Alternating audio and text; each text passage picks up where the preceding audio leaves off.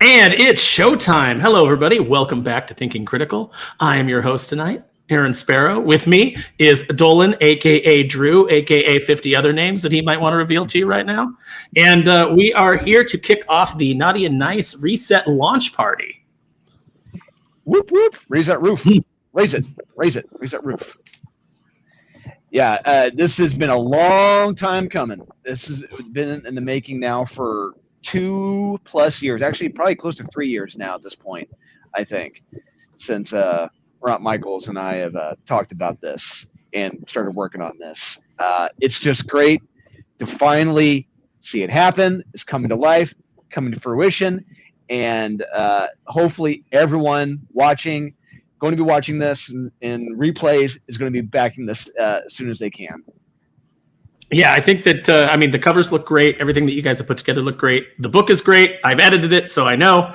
And I'm super excited about it. I think that you've done a really good job here. And I think that, once again, you have taken a genre that is generally exploited by grifters and, comic book grifters. Let's just put out some stuff on Kickstarter so that we can wrap some nude covers around. And I think that you have instead taken these kick-ass assassin ladies and written a really good story that I think people will enjoy. I certainly did.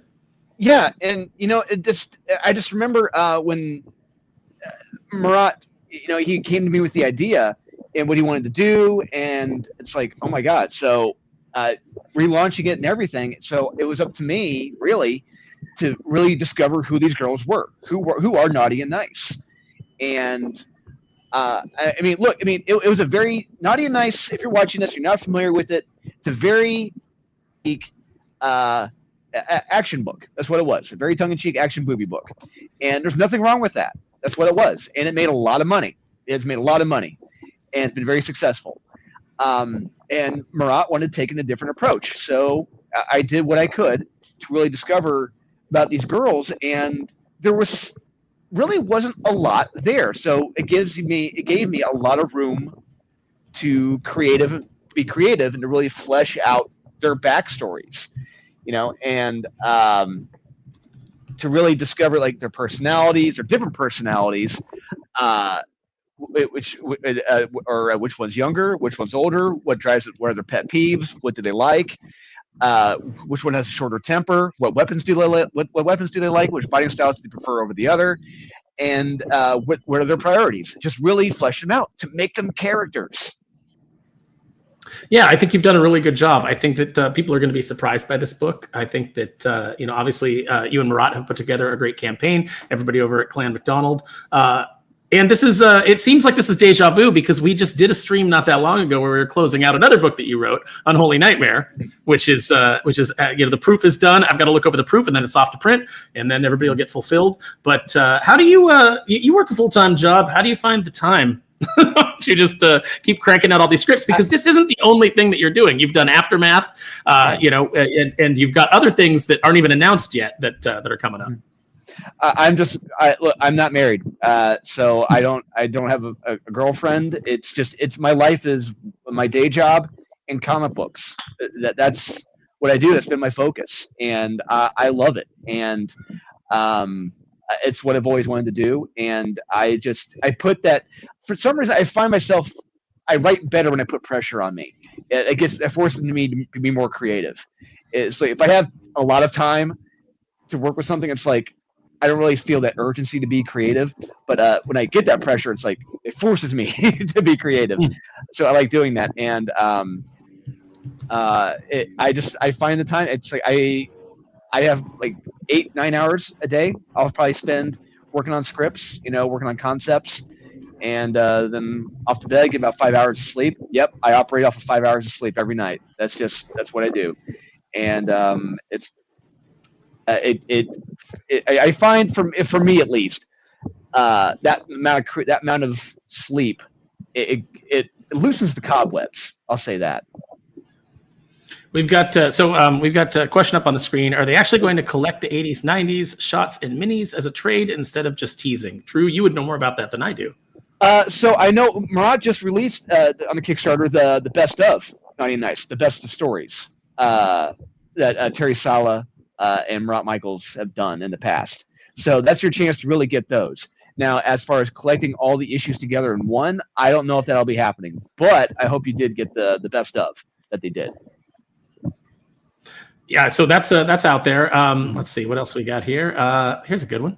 I forgot, like, because I'm hosting tonight. So guys, I'm Wes from TC in the chat, just in case, because I'm running the account. So those are my comments, and I forgot that I can put your stuff up on screen without him going stop it, like he does on Aficionados, because it confuses him. So I wish Marvel Comics and DC comic companies should follow your ideas instead of going all super woke. I think that, it's tough to say, because it seems like in some ways they're kind of pivoting back. They're doing a swimsuit issue. I don't know what it looks like on the inside, so who knows? It might all be like woke swimsuit stuff. They're stupid. I flipped through it. It was bad. It was very bad, and you're buying it for the covers, and they took advantage of that. Yeah, you get some J. Scott Campbell covers and things like that on it, and you can move those. Wes, where's your hair? If you guys want good swimsuit issues, go check out Udon's stuff. They've been putting out Street Fighter issues. They never, Street Fighter swimsuit books. They've never abandoned it, and they get top tier artists drawing, really sexy art. So it's worth it, not only for the covers but for the interiors. So I'm not surprised that Marvel did a bait and switch. Seems like that's all they do anymore. AL is in the chat. Hey AL, hey. Good to see you. John Epple's in the chat. Good to see you. Nice to see you guys. Thanks for showing up. We're going to have a good time tonight. We've got some guests lined up. Who knows when they'll be here, but we got some good ones. I sent the link to Doc too, so that Doc can come in here if he wants and be cranky. He and I'll have a cranky competition. So AL says, will you be at NYCC? Drew and I both plan on being at NYCC. Also, I found out James Silvani will be there. So if you guys have any Darkwing stuff that you want signed, he and I will both be there, which will be fun, because we haven't been together in an NYCC in a couple of years. I think pre-COVID is the last time we were both at New York. So that'll be good. So yeah, barring any kind of insanity or life upheavals, we both plan on being there. That's awesome. And hey, we'll be there, and we'll be there, James Silvani. Hopefully I'll get to meet the guy, meet him in person, get to chat. That's right. You never have. No. Hater Dave says kneel. So thank you for that, Hater Dave. Yes, right now everyone is kneeling before Backer Kit. Backer Kit the issues finally got resolved. I guess Kickstarter had changed some things, and there was like a new learning curve that we weren't prepared for with Backer Kit, and like things that they wanted that they didn't previously ask for. So we got caught up with that for a couple weeks, but it is out.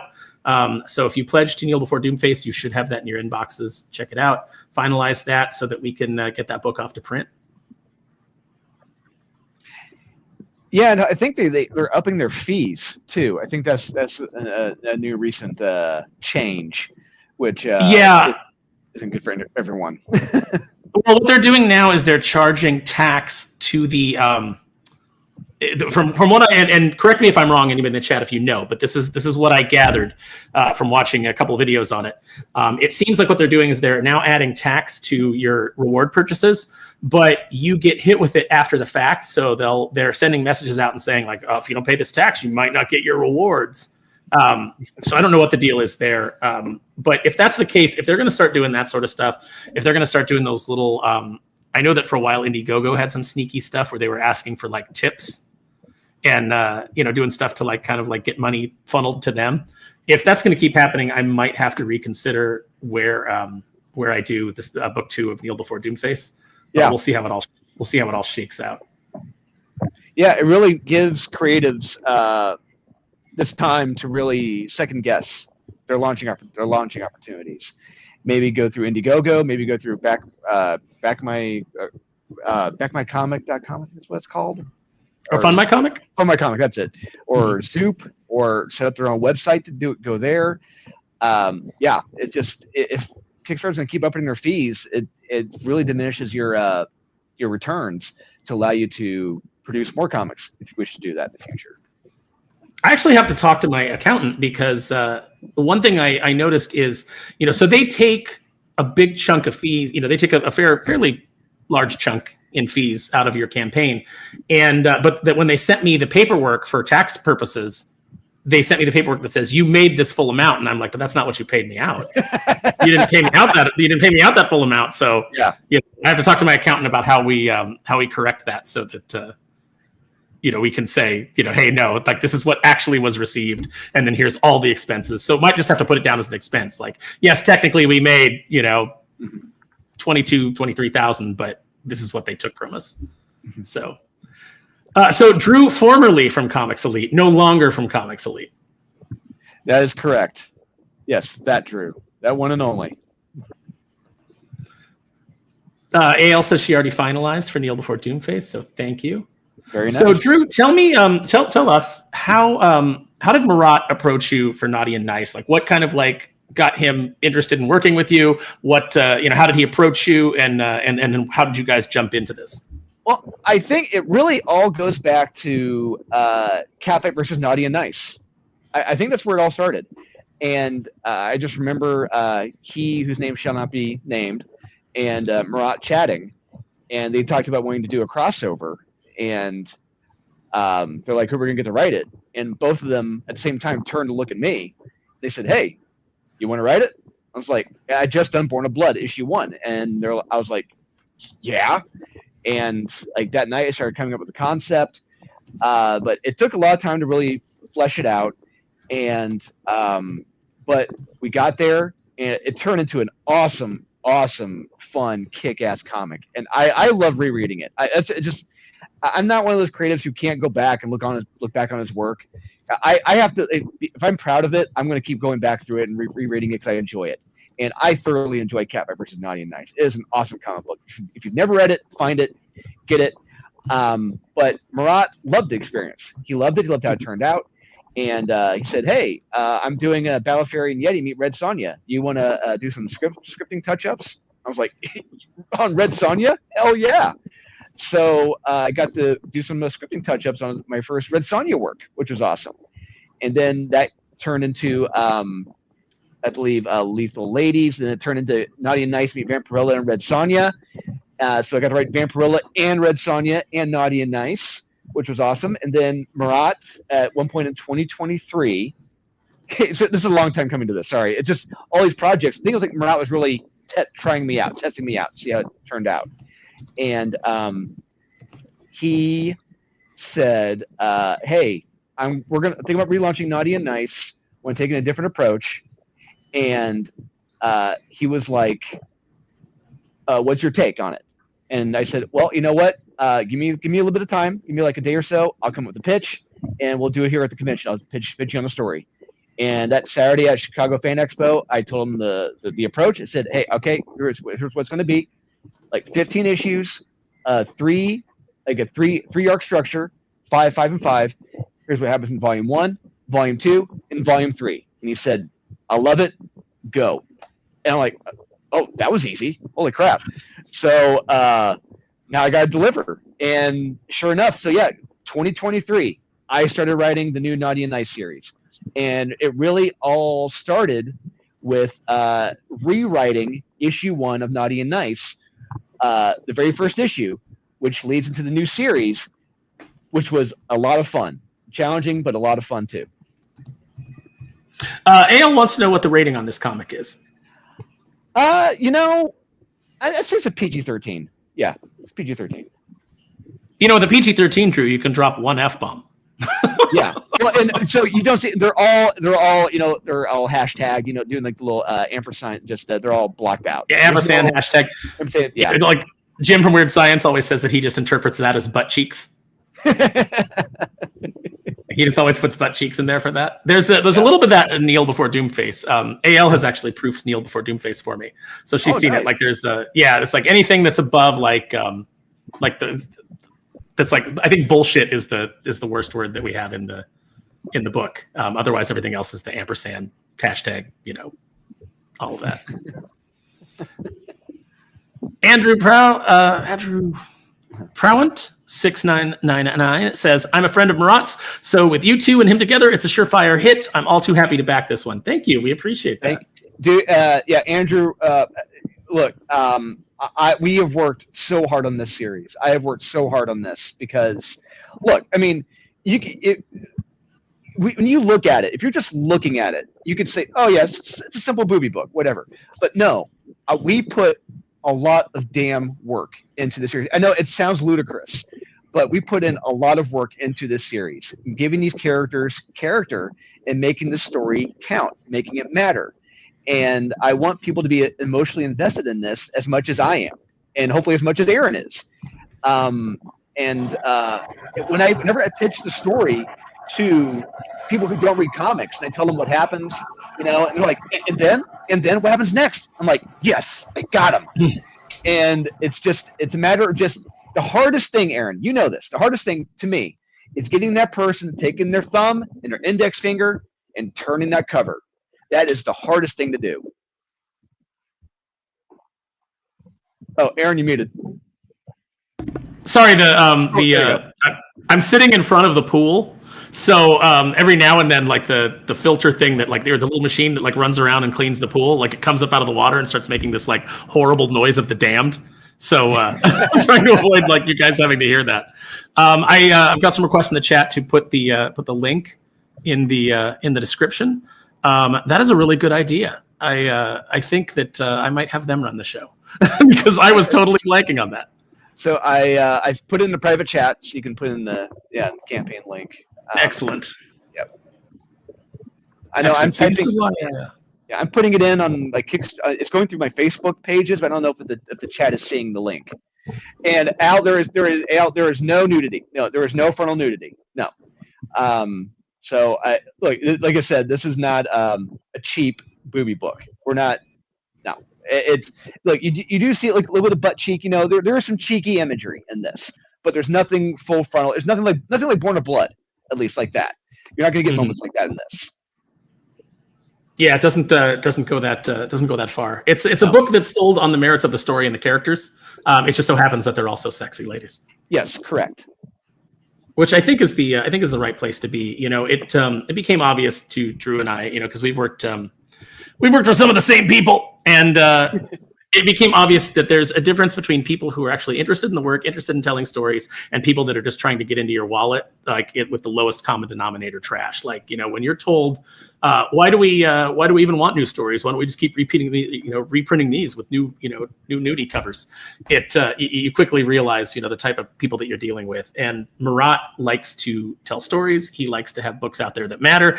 And speaking of people who like stories and like, things to matter and also like boobies, let's add our good friend Doc to the stage.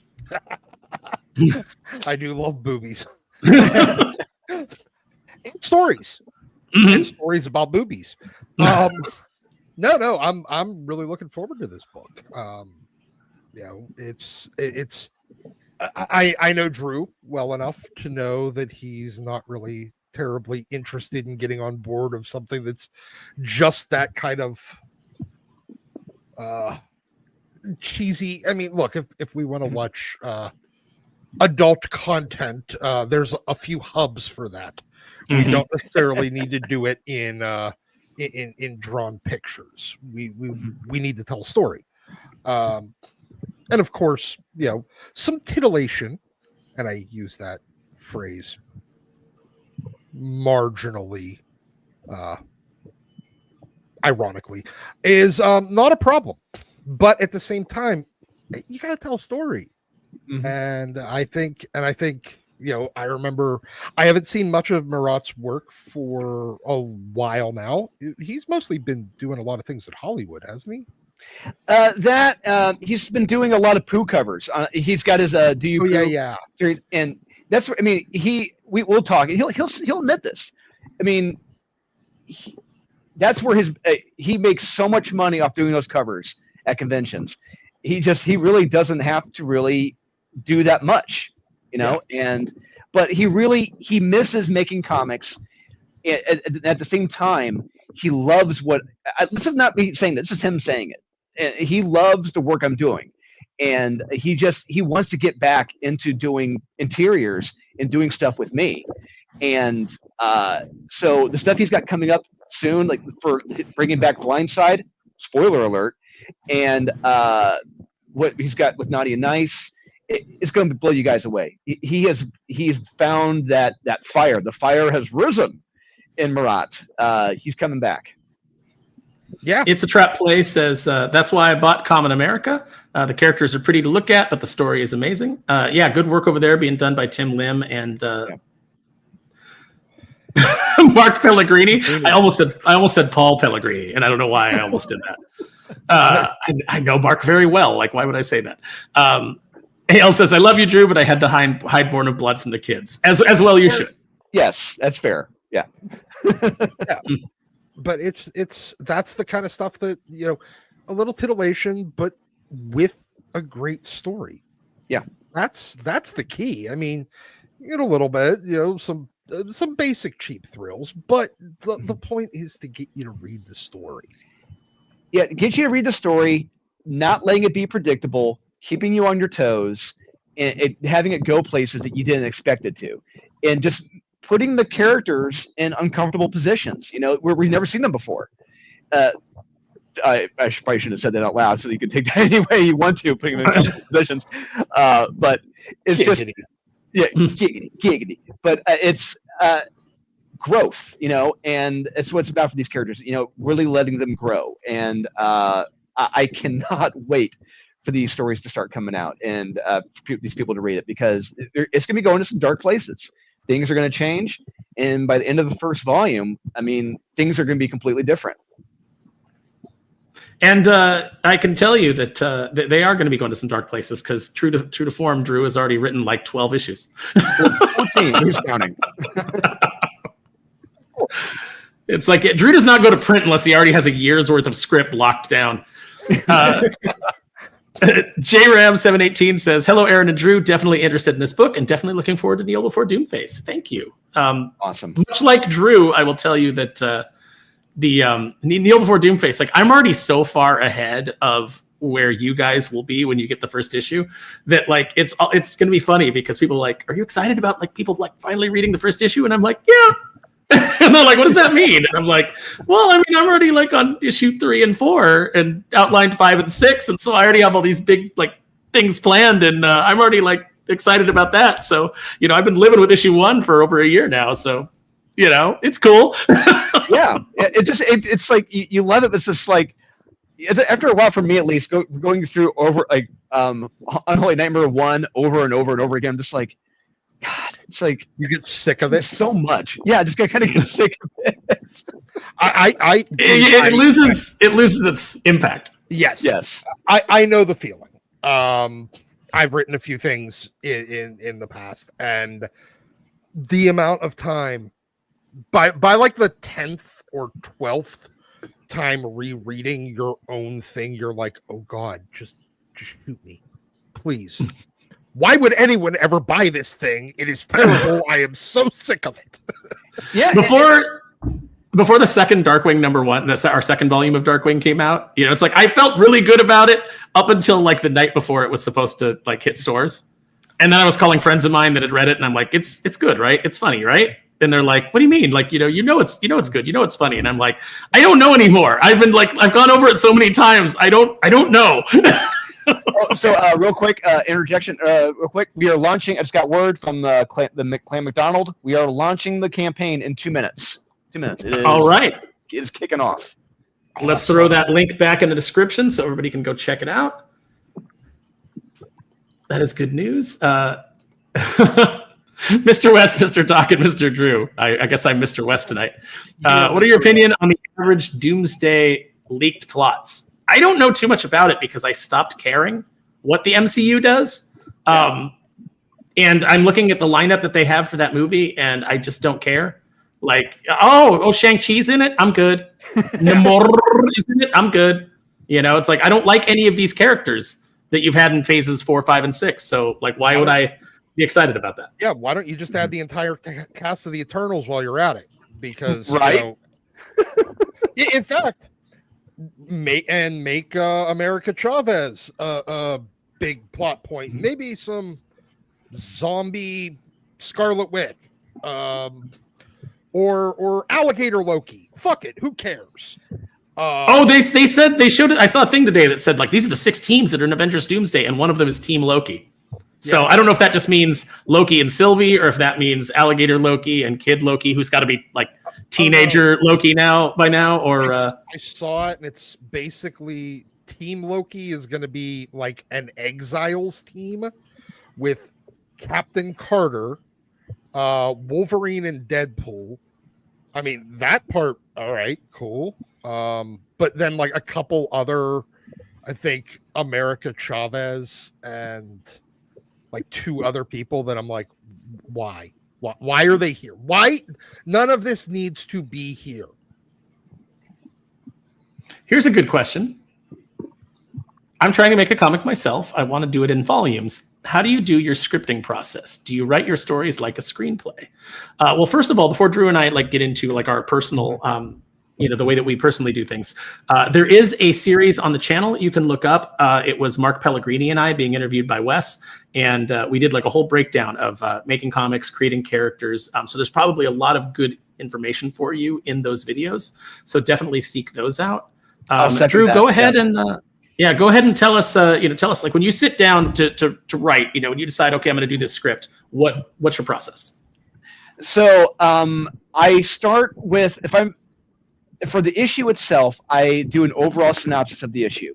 That synopsis is going to have like the beats of the major beats of what's going to happen in that book, and then after that, I do about probably every 5-page breakdown. After that, like what happens in those 5 pages. And then after that, I break it down further. What happens in those pages? What happens on that page? And then I break it down to the panels after that. For me, it helps breaking it down bit by bit by bit by bit. That way you're slowly, gradually building upon those details. Is anybody else picking up any like distortion off of Drew's mic? Let me know in the chat. That is my fan. I'm gonna turn. Is it? Yes. Okay. No, you sit and you sweat it out, man. You sweat for your art. Yes. Oh, that's so much better. That was my fan. All right, it's off. It was starting to make me insane. So the way that I generally approach something is, I have my story idea in mind, and I know, depending on how many pages I have, I map out like what my opening is, because the opening has to grab you, it has to grab the reader. And even though I'm doing crowdfunded books and I'm going direct to consumer, it still has to grab you the way that if you just picked it up off the shelf and thumbed through it. Like I got to get you there like right away and make you want to make a purchase, because it's not only going to be through Kickstarter, it's going to be sitting on my table at conventions, and so people, when they pick it up and they flip through it, there has to be something interesting there. So you got to nail your beginning. And then I know what my ending is for the issue. So what I do is I do a book map or a pagination where I lay out how many pages I need for the opening, how many pages I need for the ending. And then from there, I know how much room I have in the middle to kind of connect those two things. And I write from there. And then I do, I do like page breakdowns where I'm, this happens on this page, this happens on this page, this happens on this page, usually just a sentence or two.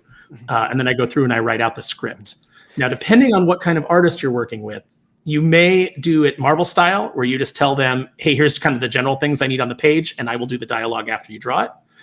Or I find that the artists I work with want a panel by panel breakdown and description of what is happening in general, so that they can kind of follow it and deliver on it. And then from there, but I give them a lot of creative license. So if I say, do this in this panel, and they're like, you said to do this in 2 panels, I can do it in 1, and I can make this panel more exciting by doing it this way. They have free reign to do that, because that, comics are a collaborative process. You want your artist excited and invested, and if they have a better idea, you want them to go with it, because it's only going to make your book look better. And then after the fact, I'll go through and I'll adjust the dialogue, because it's all written out when they get the script, what I think the dialogue is, unless it's this is a fight scene and I don't have all the the quips worked out yet, so it'll have this character has a line but it's to be determined, or it'll have a placeholder line. And then after I get the art back, I go back through and I trim everything down. And if there's anything that the artist has drawn where I no longer need dialogue to explain it, or I can shorten the dialogue, I strip it out. Campaign is live.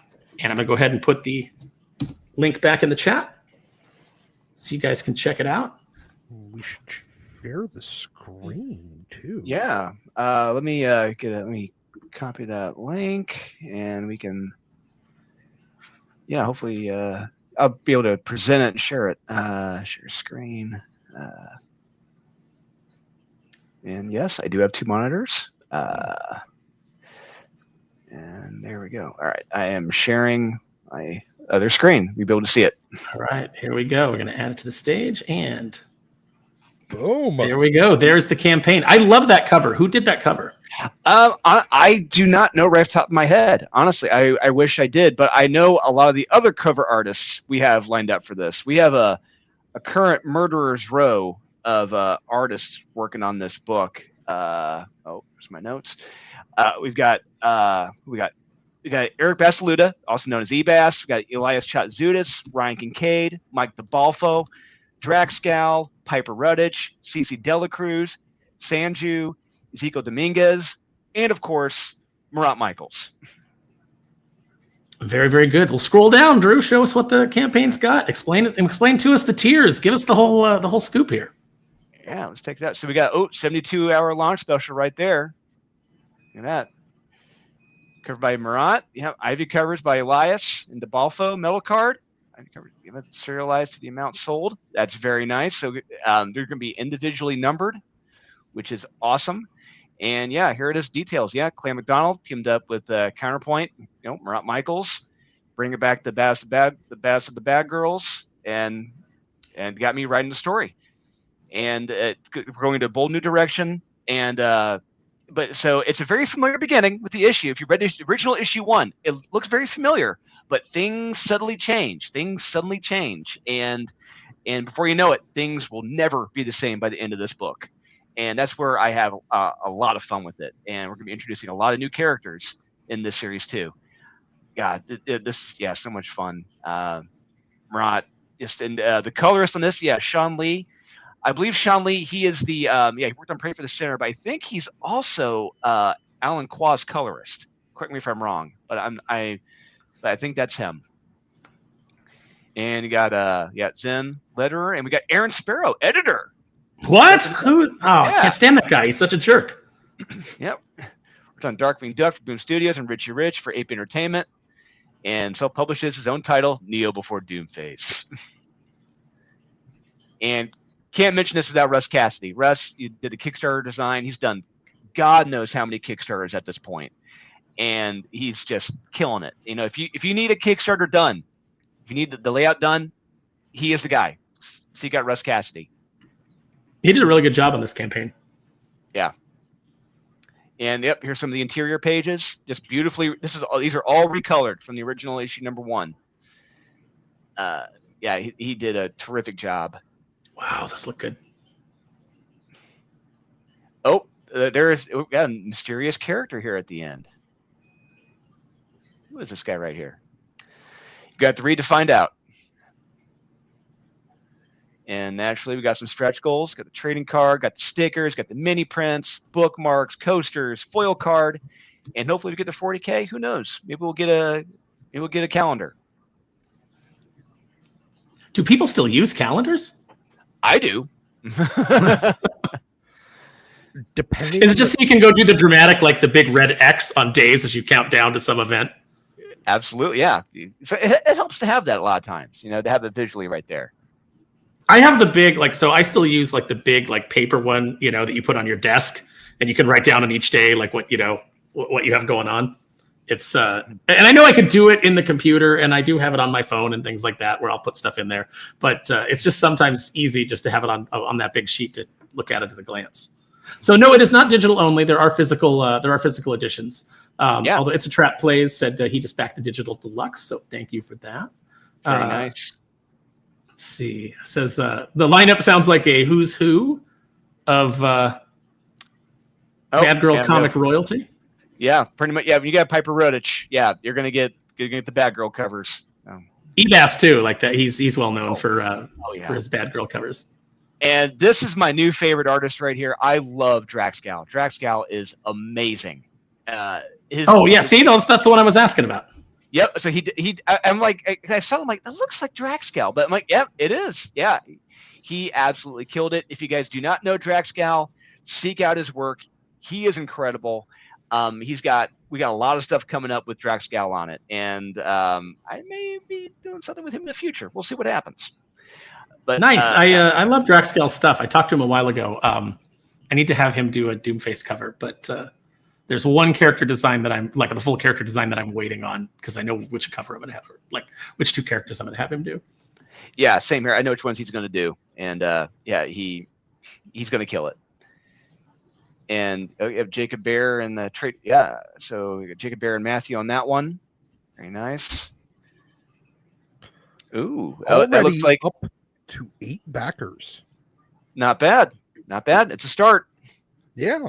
Yeah, I was going to say, where are we The at? first few minutes, that's pretty good. I mean, especially since we started the stream before the official launch. Yeah. Whetting their appetite, letting them know what it's all about, getting them primed. And Elias Chatzudis, if you want a sexy girl on the cover, Elias is going to kill it.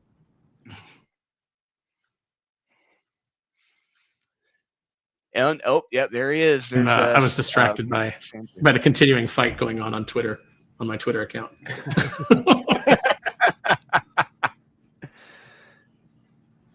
If you guys don't follow me on Twitter or you weren't paying attention today, I got into it with Bounding into Comics. I was not paying attention to Twitter at all today. It started out quite innocently. I just simply disagreed with something that they said as a matter of personal taste, and then they got real snotty about it. And so, I will meet you with the same energy that you bring to me. I feel like I really want this eBass cover. Oh yeah, is that the one? Cover H. I want a couple of them. Player, right? Yeah. I mean, I get comps, but like.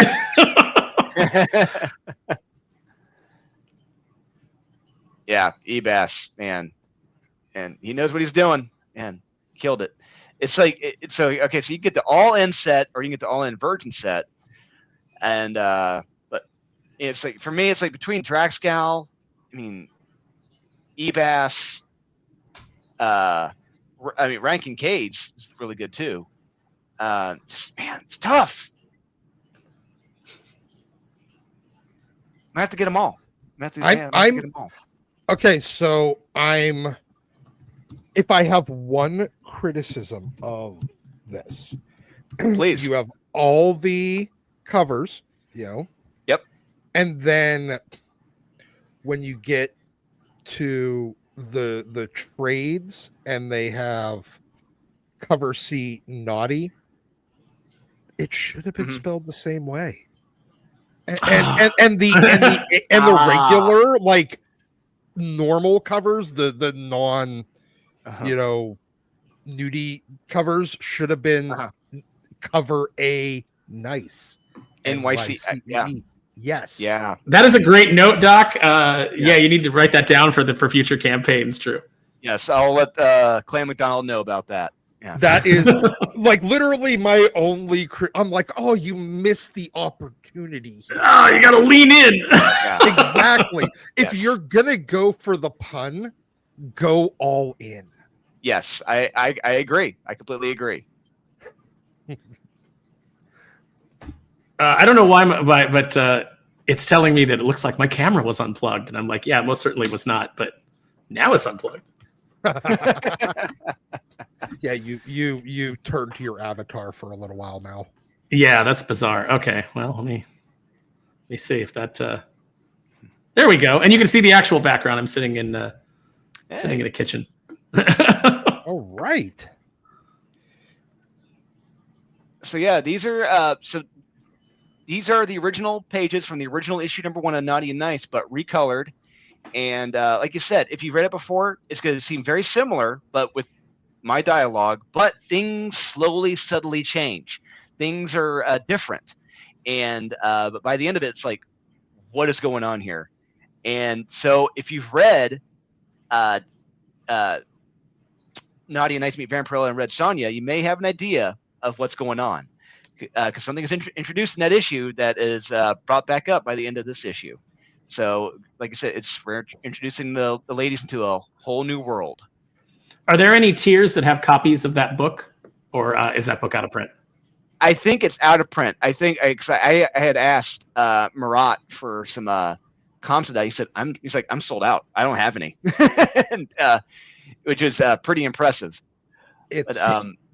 This is about the best compliment you could get. Seeing your comics drawings reminds me of the old 2000 Danger Girl comic book, guys. That is a huge compliment. Especially considering that I love that. I love Danger Girl. I found a Major Maxim action figure. That's a good one. That doesn't even have the peg hole punched out. So still on card. And I have it sitting. I'm like, I really wanted this. I really needed this. Those are really, McFarlane did a really good job on those back in the day. They're not very posable, which is disappointing, but they are exquisitely sculpted. And he really, they captured J. Scott Campbell's art. The characters look like they look like themselves. All of the girls look like themselves. I think it was like the three girls and Major Maxim were the only figures that ever came out, but they were all fantastic. Oh, there's some add-ons here that are really, really tempting. Like such let's take a look at those add-ons. What we got? Let's see here. Let's go down. The Make Mine foil and Make Mine metal. Oh. Yeah, and these are, if you guys, if you're watching this, you're not familiar, you're probably like, surely you don't mean a metal cover. And yes, I am serious, and don't call me Shirley. They are legit metal covers. I mean, and they are awesome to look at, and they're awesome to sign with a paint marker. And I hope I get to sign some of these copies with paint markers because they look beautiful. And just looking at the covers right here, these are gonna be crazy. And one of one gold medals. Oh, oh. Here's a question for the panel so far. Will you guys be going to see the TMNT 1990 this week? It's back in theaters thanks to Fathom Events. So is Shin Godzilla. I am glad you said that because I did not know that it was back in theaters this weekend, and I will make it a point to go see that. Yep, I already bought my tickets about a month ago to go see Turtles this weekend. Can't wait. I had no idea that was even happening. I don't even pay attention to my local movie theater anymore. There's so little that comes out. Like it's the only thing that draws you back in is old movies, the way that like old comics draw you back into the comic shop. Exactly, because so much of what's coming out now is not great. I mean, case in point, Alamo Drafthouse, they're showing all of the original Nightmare on Elm Streets this September. I bought tickets for every single Nightmare on Elm Street movie. I'm going to be seeing every one of those in 4K in the Alamo Drafthouse because even two, yes, even two. But it's just because I never saw them in theater. I was way too young, and I saw 4 when I was way too young on HBO. But it'd be great to experience it for the first time as a grown-ass man in theaters. For some reason, I still forever burned into my brain. It's just, I said, where's the bourbon, bitch?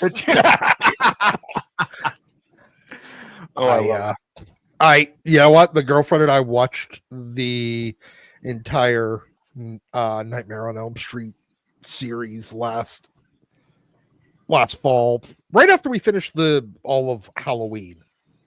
We didn't even bother to do Friday the 13th, though. So how was the Halloween watching experience? I want to know which ones were your favorites. I mean, obviously 3. Oh yeah, yes. Seasons of the Witch. Season of the Witch. Season of the Witch is a good horror movie if it's not Halloween. Yeah, when they tried to. So 1 and 2 are obviously, because they're essentially one 3.5-hour movie. Yeah.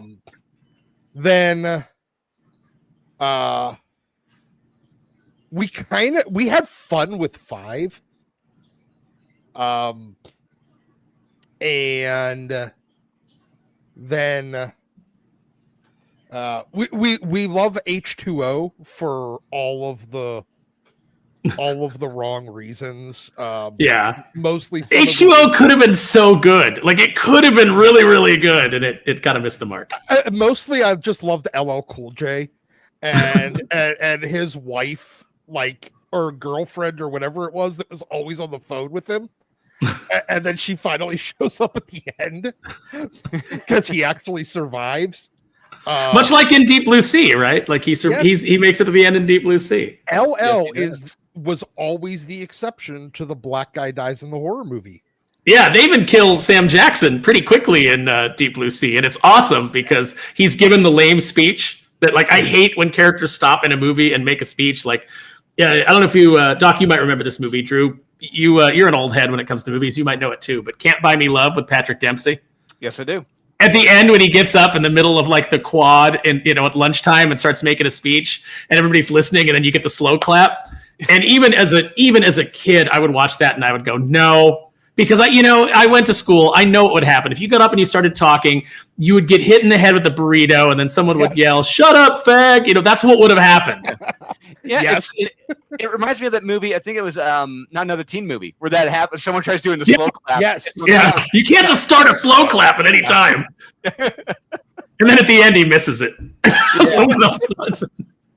Yes. That's a good movie. Yes. Oh, yes. So I don't understand this question. Is that the same dude that did Phenomenova? You mean the artist, or do you mean Drew? Because you're thinking of Von Coleman, who has a resplendent head of blonde hair, which Drew does not, which I do not. So I don't know how you could confuse us with Vaughn if that's the case, but I'm not sure who you're referring to. So just clarify in the chat, and we'll address it. But just to clarify, neither. No one. I don't think anyone involved in this was also involved in Phenomenova. No, but that being said, go check out Phenomenova if you haven't, because Vaughn's doing good stuff over there, and his character designs. Like, it's one of the books that when I'm scrolling through Twitter and I see an image from it, I always stop, because it looks that good. The character designs are that good. So definitely go throw Vaughn some love if you can. So, Aaron, I just heard we're going to be getting some guests here in a little bit. Cool. Yes, who are directly involved with this book.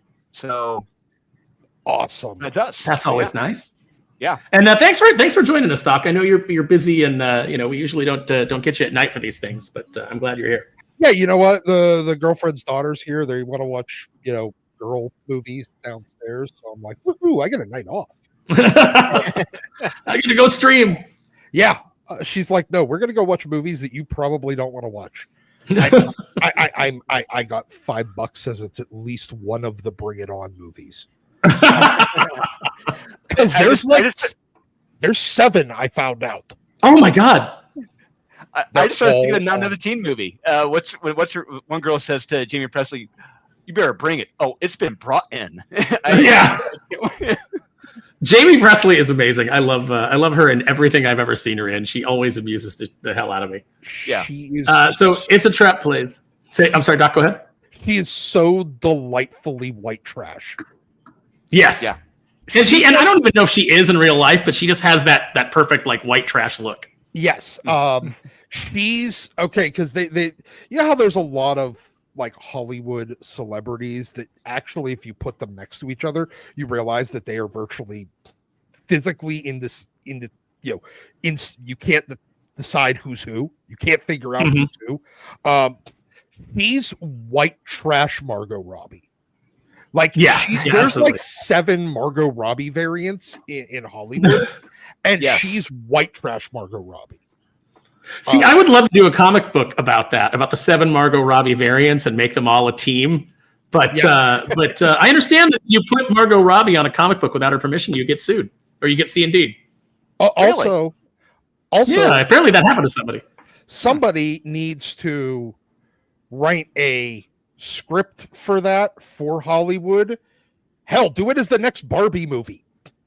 And just have all of the Margot Robbie variants in Hollywood as different versions of Barbie. Well, I mean, that's what it should have been. Yes. I wonder how Jamie Presley looks now. I haven't seen her in anything lately. But she still looks awesome. It's a Trap Play says, glad I could help you guys out. My family saw TMNT 2 and TMNT 3 when they were brand new in the theater, but not TMNT 1. So this will bring us full circle. I did see TMNT 1 in the theater. I believe my little brother was there. Yeah, he was there. And then we took him to see TMNT 2, and this is before, and he was like big into TMNT. And this is before the internet. This is before like you had all these spoilers and you knew what was going to happen. So all that you knew was like, everybody was like, there's going to be 2 evil mutants in the new movie. So everybody in that theater, every kid was like, Bebop and Rocksteady. And when Toka and Razor were revealed, like you just felt that theater deflate. And I think it's the first time that my brother ever experienced betrayal. So between that and he did not think Vanilla Ice was cool when he came out and did the ninja rap. So he was pretty upset, and then he was upset that the character was I can't remember what the name of the character was that the guy was playing, that David Warner was playing, but he thought it was going to be Baxter Stockman, and it wasn't. It was just some guy. Yeah. Just some guy. And was 3 the Turtles Through Time? Yeah, that's where they go back to like this and Samurai Japan, yeah. And it was a cheaper budget, so they didn't use Jim Henson's Creature Shop. So they had new turtles. They did the best they could on the low budget, but they were not as sophisticated as the ones from the first movie, or even the second movie. Oh, guys, real quick, the second movie, they couldn't use their weapons. Sorry, real quick. Drax Gal is in the chat right now. Cover artist Drax Gal is in the chat with us. Awesome. Drax Gal, why in the chat? Why don't you want to come on camera, man? Yeah, Drax, if you want to come in the stream, man, I'll send you the link. Let me know. He says good. He says good night, gentlemen. So he's going to bed. Oh. Well, thank you, Dred. Oh, hey, look at it there. Pledged. Thank you. Appreciated. I'm going to put the link back in there. I'm trying to hit as many chats as possible. You say, where are we at right now? Oh, here we go. Boom. Backed. I purchased the Jacob Bear cover, another friend and great artist. All right. 23 backers. Yep. All right. We're Very getting there. Cool. We're past the halfway mark. We're getting closer to being funded. Oh, he's here. I'll send him. He is getting the link. I'll send him the link. All right. Yeah, Drax Gal just does amazing work. Mm-hmm. All right. Oh, shots fired. Give the fans what they want. You don't see your boy Zach making comics like this. Oh, snap. Oh. Do you see the comics that he makes? I have read the comics he makes. How late is he these days? I don't even know, because I can't throw too much shade on his lateness at the moment, because I went through my list of things that I've backed of his, and I don't remember seeing like 4 or 5 of them. Like I don't remember ever getting them, but it is also possible that I got them and I put them in my to read pile and I just have not gotten to them. I think the last thing I remember getting from him was what's the one? I want to say The Fault in Our Stars, but I know that's not it. Oh, I know what you're talking about. Yeah, another one. Yeah, it was one that came. It came with the Space Ghost. Not Space Ghost. I'm sorry. The Nexus backup story. Yes, it had like the cover with like the blacked out star section. Yeah. Ladies and gentlemen, let's go ahead and add our latest guest to the stage. Welcome, Drax Gal. How are you guys? Hey, thank you for inviting me. Yeah, pretty good, man. Pretty good. Thanks for joining us. No, thank you. Dolan told me you guys were going to be on the stream tonight, so I figured just hop in and say hello. Thank you for inviting me. Just for the chat, the name of the character in TMNT 2 was Dr. Jordan Perry that David Warner played. So guys, you go. Oh, sorry. I'm just saying, Drax, thanks for being here. And once again, you made another kick-ass cover. Thank you. Also, Todd, it's beautiful. Dude, congratulations. And I saw you guys were putting the campaign live like a month ago. I think it was at San Diego when I saw it. Congratulations, guy. It's just awesome to see Notti Nyce back, in Kickstarter with the fans and a new story. I think it's going to be great. Yeah, no, it's a good read. Great. Yeah, I'm liking you and Drew. Like I've told you this, just coming on from when we first worked together on like Born of Blood and the stuff at Merc for He Who Shall Not Be Named, and then going on to to like you doing more creator owned work. Your own book with Unholy Nightmare, the stuff that you're doing for Marat. The stuff that like Aftermath, which I hope they decide to go ahead with and do issue 2 soon, because what you're building there is really interesting. Like I've told you how I've seen you like level up as a writer. You know, they say like it takes 10,000 hours to get good at anything. And Drew puts in 10,000 hours like in 1 week in his writing. So he's leveled up fairly quickly. And you know, so I'm sure you've seen that you get fewer and fewer like story notes from me now.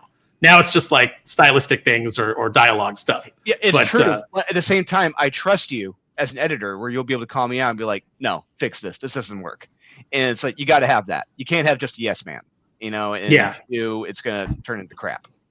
At the same time, no, you need, it's go kind ahead, of it's kind of the job of an editor, right? Like us and our artists, we have to trust you guys and you know, like trust your guidance and you know, move with your decisions, you know, and probably most of the times, even if we don't realize it, most of the times they are their right decisions, right?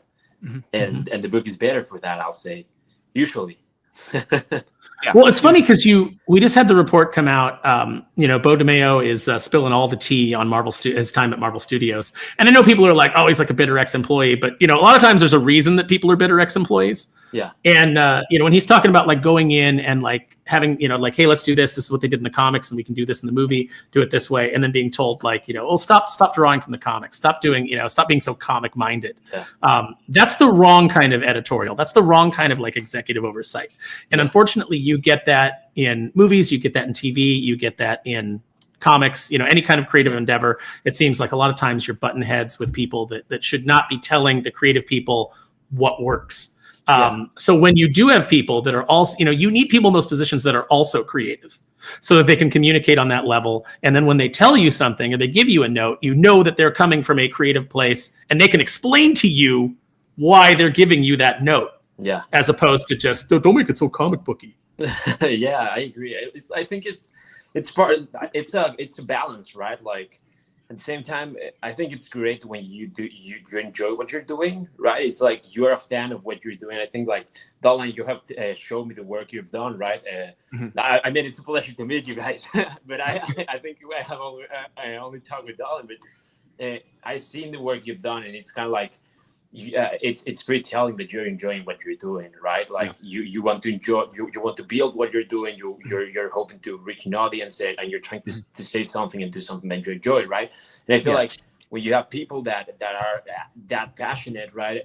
Probably you like we sometimes can I swear here or yes yeah probably sometimes we're gonna fuck it up, right? At the end of the day, nothing can be perfect, but it's like. If you enjoy what you're doing, probably with the right guidance and a team behind that cares as much as you do, probably you're going to do a way better job, right? And I don't know about these guys at Marvel, but I mean, it's hard. It's pretty easy to butt heads with people, right? In this industry and in every industry. So I think I don't know. It's pretty interesting, but I don't know. Yeah, no, it's rough because, you know, you're working for, you know, it's such night and day to go from working for publishers and working for a company like, you know, where you have to get approvals from like Disney. And, you know, a lot of times, like when I was at Boom and I was working on Disney stuff, Disney was the easy one. They were good cop. It was actually my own, like the owners of Boom that were bad cop and the like executives at Boom, because they just had that thing where it's like they just wanted to get in there and they wanted to control. You know, we had a managing editor that, you know, his only experience was buying comics at Meltdown Comics. And then we had like our marketing guy would tell everybody, oh, I did marketing for Apple. It's like, you worked in an Apple store and you worked at the Genius Bar. Like, you know, that I guess technically, you know, yes, you sold things. So you were marketing them to the customer that walked in, but it's not like you were in the marketing of Apple corporate, you know, but it's kind of funny how people like try to bump up their resumes that way. Yeah. But, you know, it's like, those were the people that you would butt your heads against. And I remember having a meeting about Pixar with the managing editor. And I was trying to explain to him why we were making certain creative decisions. And I said, well, you know how in the Cars movie, they do this and this? And he's like, oh, I haven't seen Cars. And I was like, okay, I said, you know, there's other examples. I said, so like take, and I just named another Pixar movie. And I said, so in this Pixar movie, they did this. And he's like, oh, I haven't seen any of the Pixar movies. And I actually stopped and I went, how are you giving me notes? Like, why am I having to justify decisions to you when you have no frame of reference for what I'm talking about? Yeah. And when we actually all did go up to Pixar, it was supposed to just be me. because Pixar wanted to have a creative meeting to get everything on track. But Ross Ritchie, the owner, and the managing editor, Matt, they had to tag along because it was prestigious to go to Pixar. And I remember the guy that was the head of the meeting at Pixar. I ran into him at Comic-Con a couple weeks later, and this is after I had been fired. And he was asking me, he's like, what happened? He's like, we loved you. We loved your ideas. We were excited to work with you. And then we got this message after, like a week after we had that great meeting that you were no longer there, that they'd let you go. And I said, so I kind of explained it to him, and he goes, like I said, we loved you. The owner guy felt like a used car salesman that was trying to, get us into an old Miata. And, and the other guy clearly had never seen any of our movies and was just like winging it. And I was like, yeah, you go to a meeting at Pixar and you don't even like cram, and watch any of their movies. But it was funny because he said, he goes, well, just so you know, when we got the message that they had let you go, we just responded, well, obviously, all of us here at Pixar are very unhappy with this decision. And he goes, and then we pulled the license. Yeah. Oh, yeah, that's crazy. Yeah, and it's because creative people, and at the time that's the way that Pixar was. This is back before they got rid of Lasseter and like things really fell apart. It was such an amazing place to go to, because everybody there was like creatively minded, and you would have a meeting and you would like be throwing ideas back and forth, and there was just like that energy. And we almost had that at one company, Drew. Remember, we were going to have a creative meeting and get everybody together and throw ideas back and forth, and then it didn't happen, and then the whole company like fell apart. But it's neat when you can sit down with Drew, and even like when we have conversations like this, or when I'm talking to I'm having dinner with Doc and I'm talking about the book and things like that, and I'm throwing stuff out, and Doc will like stuff. Oh, you could do this, and you could do this, because everybody's like creatively minded from years of loving comics. Yeah. So, Drax Gal, while you're here, I gotta know, what are you working on right now? I'm working on a cover, actually. Can you say what it is, or no? Yeah, I can say what it is. It's for another publisher, though. Okay. Do you mind, guys, if I say what it is? No, please do. Promote your stuff, man. Yeah, man. Yeah. It's from Saniscope. They have a VIP event. It's kind of like an event next month for their customer base. For their subscribers, let's say, and I'm doing the exclusive for that, finishing the colors for that event. Do you guys want to see? Oh, that's bad. Yes. Let me see how. This is a Thinking Critical exclusive right here. I love it. Let's see. I don't know if. There we go. You got to pull down that. I know. I got to pull it down so we can. Well, actually, I can make. Here, I'll make. Solo layout. There we go. There we go. Oh my good golly, Miss Molly. So let me show you this. Like I'm right now in the middle of coloring some stuff, so it looks kind of weird. Let me correct it. The thing is dope is what it looks. Yeah. Thank you. I have a kind of a weird way of coloring stuff. There we go. That is like, wow. That's and you know what? The anatomy works. She's in a crazy position, but it works. Like you could actually do that. Well, I mean, I can't. I'll break my spine trying to do that, and nobody wants to see that. But I don't know if it's correct or not. But it's like, I think when I do portfolio reviews, I usually say our job is not to portray reality, but it's to fake reality. Make it feel like reality. Yeah. The way that I always put it, and I think there's even a line in Kneel Before Doomface where one of the characters says, what the hell? This isn't real life, just an incredible simulation. Yeah. Well, I mean, look, we can just go back to how to draw comics the Marvel way. You know what a punch looks like, but when you draw a punch from, where they're so far on the follow through, mm-hmm. and it's even beyond what like a boxer would throw. Yeah. And it looks so much bigger. Yeah. So it's real, but enhanced. I was looking at what was it? I think it was an interview with the guy. I don't know if you guys played God of War, the soft reboot of the game. Mm-hmm. They hired this body actor to I think he was a boxer or something like that, or an MMA fighter or something. And they were telling him, like, you have to exaggerate, like move forward in a way that it's not like it doesn't make sense. I think it was like throw a punch with the axe and move the same feet at the same time. And he was like, that's not the way you do it. And they told him like, yeah, exactly. You are playing a god, right? So it doesn't matter if it works or not. This guy has way more strength than any of us. So it should look cooler. It's like, oh, damn, it's exactly what you're saying. It's like, for the Marvel way, it doesn't matter what it is, how it looks like, or if it works, but it has to be dynamic and cool, maybe, Yeah, the rule of cool is undefeated. Yeah. No, it's true. It's you have to make it exciting. Let's see. There was one thing I want to hear people in the chat ragging on Feige, but there was something for Drax Gal that I wanted to. So AL said, "Okay, I backed, but is telling you, Drew, she better not have to hide this from the kiddies and the hubby." And then you should be safe. Yeah. And then Mr. D-Man says Drax Gal likes his girls thick. I don't know.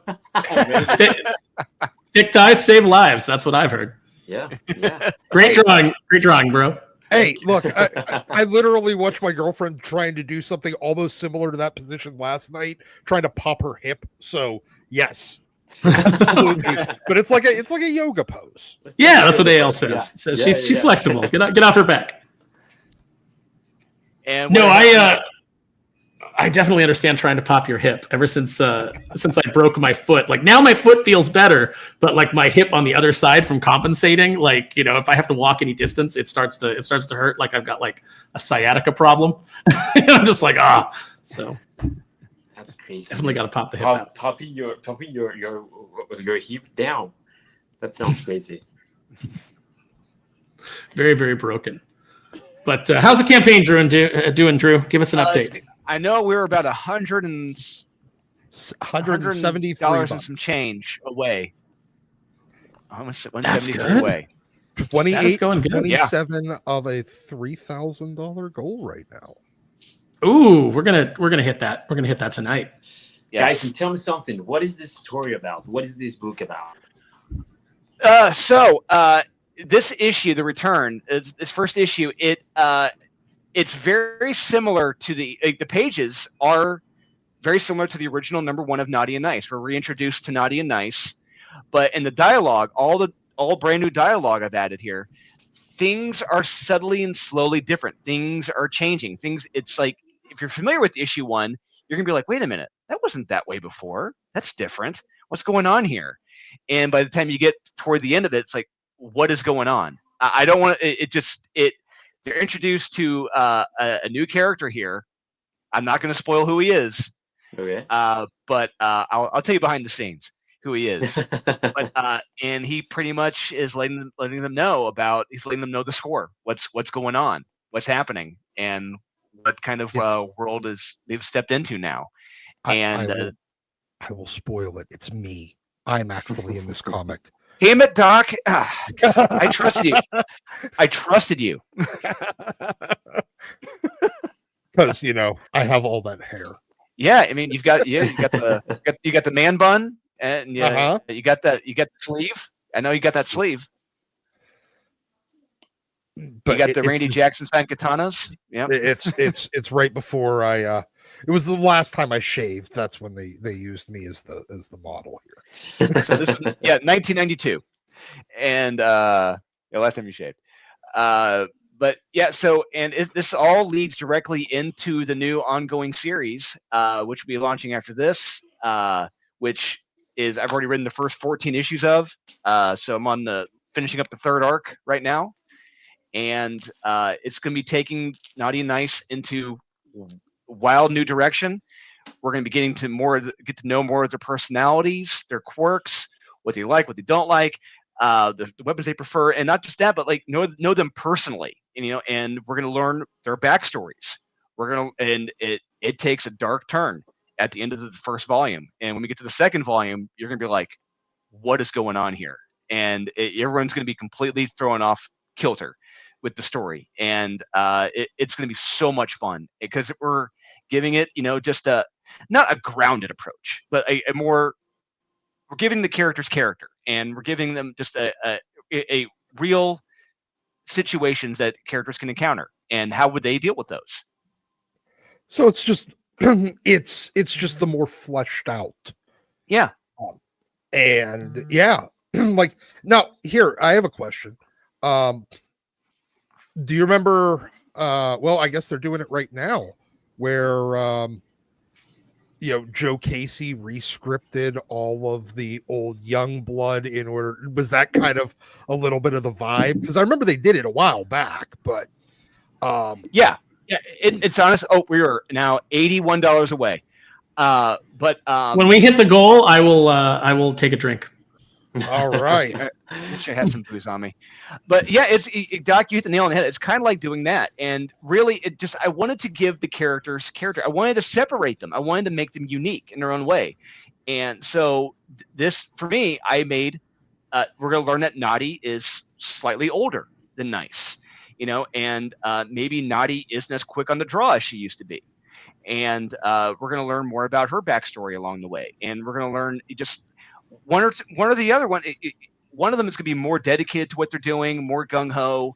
The other one, not so much. One is much more jaded. We're giving them personality, and I like that. It creates conflict, and I love that. And we're going to learn more about Father, their leader, and who he's been tied into. And it's going to be so much fun. People are going to be blown away by what we're bringing to these characters. I really like it, man. It sounds like a really cool issue, man. And I like exploring those ideas with the characters. I think it's pretty cool. I can't wait to read it. Me too. I mean, it's like I've been writing it. It's just like it's gonna be actually sit down and read it. Reading the script is one thing, but seeing the artist bring it to life and being able to read it and enjoy it, it's like, oh my god, it's actually here. It's legit. It's real. It's in my hands, and it's going to be something else. And I hope everyone enjoys this issue and sticks it out and wants to keep coming back for the subsequent issues for this adventure. So as somebody that's written a few things in my life, but I've never written a comic, or at least anything that I have any interest in ever actually having published. So is there that kind of different? Does it kind of hit you different when you have, after you've written and read your script a handful of times, and then you see that first time it's on a lettered page? Yeah, it's the craziest feeling. It's just like it's real. It's happening. It's a feeling. It's like almost like being a kid on Christmas, seeing it for the first time. And you're like one of the first ones to see it and hold it. But it's a special feeling knowing you brought something to life. And it just the work it took to get to that point. Because guys, if you're reading the chat, it is not easy making comics. Drax, firsthand, it's not easy. Aaron, as well, it's not easy. It's not easy. It's like if you're working for a publisher, it's easier in the sense that like you have a team, so like you're not handling everything yourself. But then working for a publisher, you've got to deal with the dictates of that publisher, and sometimes they're idiots. So it's much more freeing to go and do your own thing. But there is the fact that even doing Kneel Before Doomface, I had worked on numerous comics, and I had done I had been involved tangentially with crowdfunding campaigns. Some of the stuff I'd worked on was crowdfunded. But Kneel Before Doomface being the first thing where it's like, I'm responsible for everything. You really do not know what you're getting into. So like I had my projected finish date, and we finished the book on time. But what I couldn't have predicted was all the backer kit stuff, all the extra thing that just like, and then you get that creep in there, and you're like, we're past the window of where I wanted this in people's hands, and so it is a huge learning curve. But hopefully you improve with each time, and you estimate next campaign. We'll be more finished with the book before we launch. We should be almost finished with it by the time we launch. So the turnaround time in that sense will not be as long, and I'll just anticipate better like what the fulfillment issues would be. But like we were saying earlier, with Kickstarter raising its rates and kind of doing some shady stuff with the backers on the back end by like saying, well, now you got to pay taxes if you want to get your rewards, and doing that kind of thing. It may be completely different the next time around. And it's kind of like, it's hard, right? Because you have to like, part of for it to work is like figuring out like a creative, the juggling between being a creative and having this business hat, right? and figuring out that all the campaign stuff, it's kind of hard, right? Like you said, it's like the fulfillment and everything. It goes so many. You have to be aware of so many stuff, right? And no one really teach you how to do that, right? I have never done a Kickstarter. It's what I've seen with publishers I work with. Yeah, and it's why, and I think it's great to have a guy like I said. The guy does not get as much credit as he should, because he's done a lot of campaigns behind the scene. Russ Cassidy here. He did the Kickstarter design. Oh yeah, Russ is amazing. Yep, Drax, you know what I'm talking about. Yeah, he's like that movie producer, that great movie producer that no one really talks about. You see that name, but it comes with quality. Russ Cassidy, quality. He knows what he's doing. Everything from setting up the page, setting up the backer kit, getting hold of the printer, doing the layouts of and getting the books printed, doing the fulfillment. He knows all of it. Yeah. And you got to have that guy in the corner helping you if you don't know what you're doing. Yeah. Drew, why don't you go ahead and introduce our next guest? I suppose I can. Who do we got as our next guest? Can you see them in the backstage there? Here we go. Drum roll, please. Bam!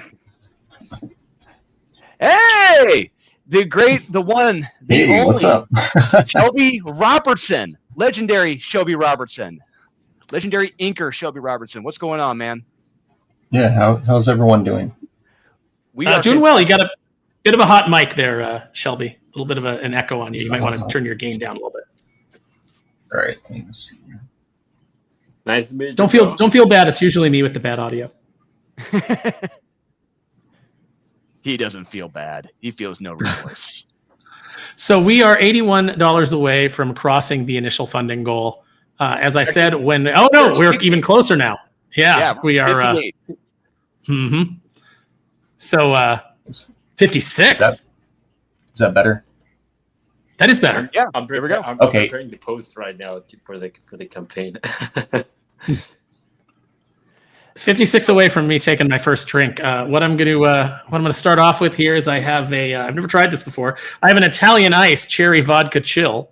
Ooh. So I will be cracking that open when we cross the goal. Very nice. I hope it's good. So people in the chat, if you're not familiar with Shelby Robertson, Shelby is legendary inker with Image. Done so much work. I don't even know where to start with your bibliography. But recently, you've done inking work for the Counterpoint Lethal Ladies, Reign of Vengeance, Aftermath, which Aaron, me, and you are part of. Right. Pray for the Sinner as well coming up. What else have you worked on? Let the viewers know. What's really weird is I was never an inker until about 2014 to 2017. When I was a teenager, I was a finish artist for Liefeld, and I was doing a bunch of the finished artwork for him, like 94 through 98. Also doing my own pencil work. I got a lot more pencil credits than inks, but for some reason I just keep getting these ink gigs, man. I keep getting, It all started. It's tough to break out, right? Yeah. Rob was at a show with Joy, and he walked by, and he finally was like, "Shelb, who's doing your inks, man?" Like he was trying to he was swoop your inker, I guess. Yeah, and I was like, I did this, man. He's like, "What?" He goes, "No, man, you're a penciler." I go, "No, I have to ink myself, dude. This is all me." So he's like, "You want to ink Deadpool?" I was like, "Yeah." So I worked with him for about 4 years on the Bad Blood books and the Batter Blood series, and then I dipped out. Snake Eyes, he wanted me on that, and I was too busy. Got a wife in college, and I'm an instructor. I teach art and stuff too, and working at college, and just life. It's life, man. Too much going on. Comics, I love comics and all that, but it was really hard to keep it like the regular full-time gig, Well, you can't do everything. You can't do every project. I just really love comics, man. I'll never dip out. I spend all my waking moments working on this stuff. So same. Yeah. And What is Dolan it? has basically written like 90% of the books that I've worked on the last 2 years. So It's been, like I said, it's been honestly, I growing up with it, being an Image kid, and getting to work with guys who've been worked in the circumference around Liefeld. I'm working with all you guys now. It's the closest I'm going to get to probably working with Liefeld, and I love it. It's been an absolute blast. Marat and I work. I mean, Marat's got probably. I mean, he has more than 3 years working with before I did. Marat and Rob, I think they were friends since they were like 14, man. Like they've been buddies since like junior high school. Yeah, we're talking lifelong friends, and it's amazing. Yeah. And it's just once people in the chat, once you guys see the other projects that we're working on, like I said, Pray for the Sinner coming up, and Reign of Vengeance, you guys are gonna be blown away. The interiors in that book, they are insane. We crossed the goal, Drew. Woo! We did it. 3,088. It was at 3. It was like it just increased again while I was saying that. So true to my word. Here we go. See how this is. Salud. Oh, that is heavy on the vodka. There is less Italian ice in there than I anticipated. Dude, what are you drinking? What is that red stuff, man? It is a Italian ice cherry vodka chill. Oh shit. So normally on these streams, I break out the whiskey or the bourbon, but I'm not at home. I'm traveling right now, so I'm just kind of at the mercy of what is here. So, what are you working on right now, Shelby? Right, I'm working on a Geiger sketch cover. Actually, I was just kind of sketching around. I would have been here earlier. My landlords had to come by. I had everything going on today. Had a doctor appointment earlier. Had to pick up my daughter from school. As soon as I got home, the landlords were here with the water people from I live down in Tucson. Water was here. They're checking. My house was built 122 years ago. Whoa. So yeah, it's an Adobe style home. Like you can't really put stuff up without like those crazy adhesives and that. Wow.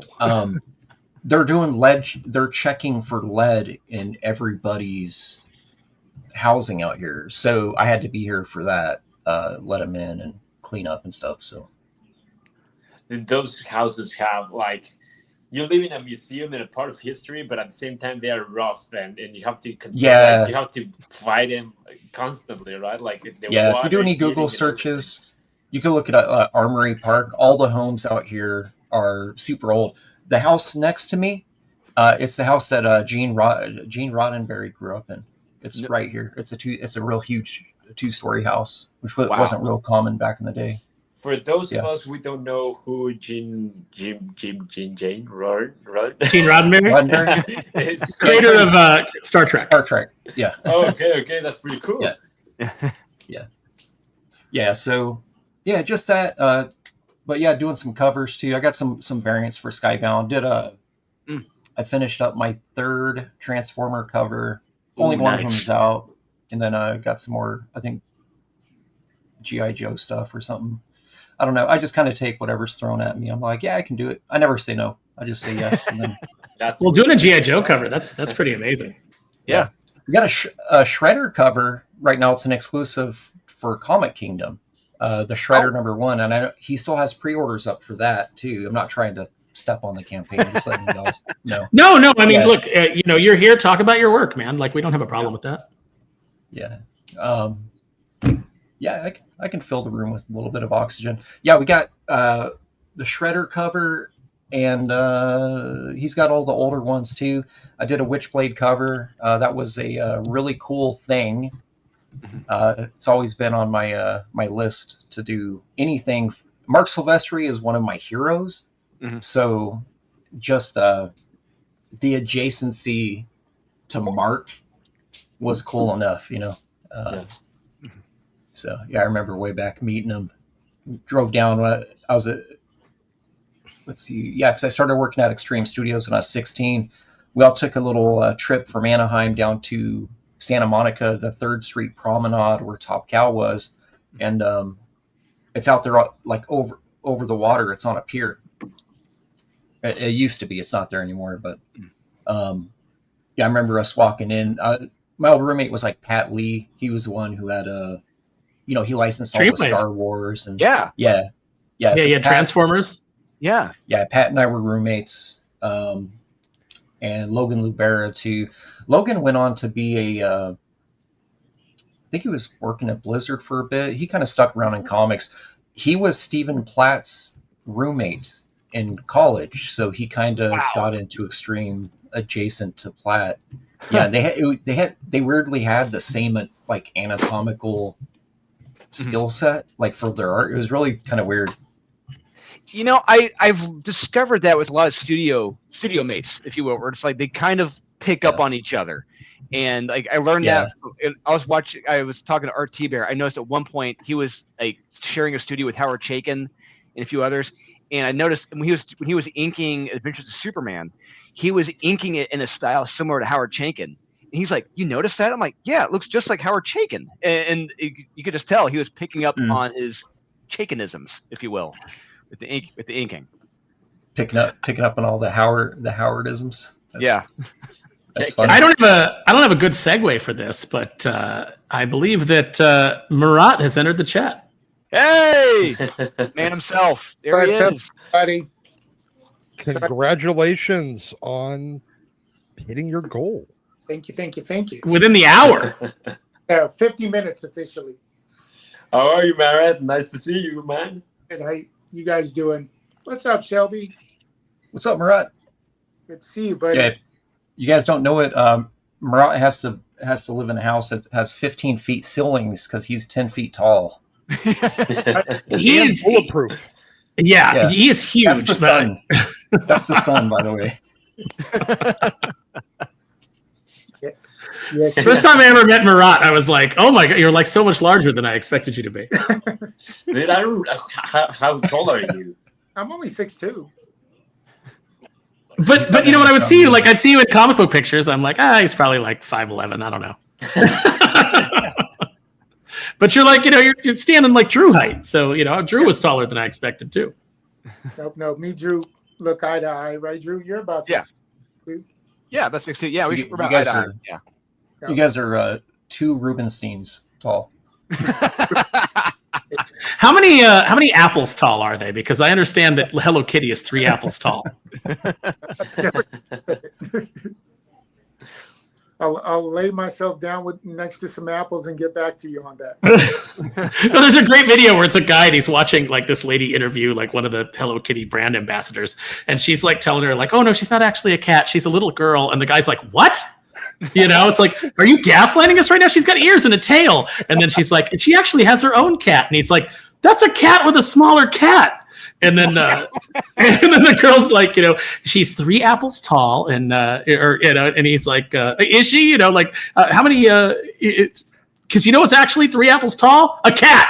And then the lady goes on to say, and she lives in a big world. And he's like, does she? How many apples big is it? And the dude is just like losing his mind over this gaslighting that like Hello Kitty is not a cat. I'm trying to multiply. I'd say I'm about 8 cats tall. So 8 cats at 3 apples each. Doc, do the math. But it's good to have you here with us, Marat. Congratulations on the campaign. I'm excited that you're doing Notti Nyce again. Everything with the campaign looks fantastic. Obviously I edited Drew's script and looked at the book, but when you see it all come together with all the covers and everything that you're doing creatively, I think it's really exciting. And I'm looking forward to people getting this and moving on to the future issues. Yeah, no, we've been working on this for over a year now, but we kind of initially we were going to have it published by another publisher with a licensing deal, but that didn't kind of come together like we thought it would. Mm-hmm. And so we put it on hiatus for a little while, but started getting a lot of people asking, when are you guys, did you stop publishing Notti Nyce? Is it done? And there was enough demand and enough messages and emails that I was like, oh, let's bring it back and to make sure the fulfillment is done in a timely manner. And I believe this is going to be a pretty big campaign. We teamed up with Clan McDonald. They're going to be doing all the fulfillment, and obviously it's on their Kickstarter platform. So I think people are going to be excited with not only how good the book looks, with how good the story is and what it leads into with Dolan doing his magic on the regular series. I think people are also going to be very happy with how quick the books get delivered and the condition they come in. We pride ourselves on making sure there's no damages, and if there is, we replace them right away. So pretty exciting stuff. Pretty exciting. Yeah, good customer service is key. Yeah. And, turning books around fast so that people maintain their interest. And, you don't want to have a situation where you're getting a book like years later and you're like going, what happened in the other one? Like, you want to keep that momentum. Or it just like shows up and you're like, oh, I literally forgot I bought this. And then like the excitement to read it isn't there. It's all faded. Well, and I think Dolan, what are you on? Like issue 496 now? Like 494, but who's counting? Come on. Yeah. Dude, and also like the Notti and Nyce characters, both of them, they have like pretty great designs to work on. Like I guess there's something to say like as creatives, when you get cool characters to work with good designs and everything, like it's cool to see them back. It's like, yeah, I want to read more about these characters and know more about these characters. They have like so much potential to see where their story goes from the last issue, So I think it's pretty cool to see them back. Oh, thanks, man. And it's I got to give Dolan all the credit. We kind of went the silly route with Notti and Nyce previously. Kind of had fun, goofy stories that we enjoyed, but Dolan and I discussed direction he wanted to go with, and I thought it was really awesome. And the stories he's coming up with. Absolutely fantastic. They are action. They are definitely more serious and really fun too. Like it's more serious route for the characters, but the stories themselves are really fun and action packed. So I'm excited. And good character weight. Like there's weight to the characters. There's weight to their story. The things that happen matter, and it builds. And that's what I've really liked about reading the scripts.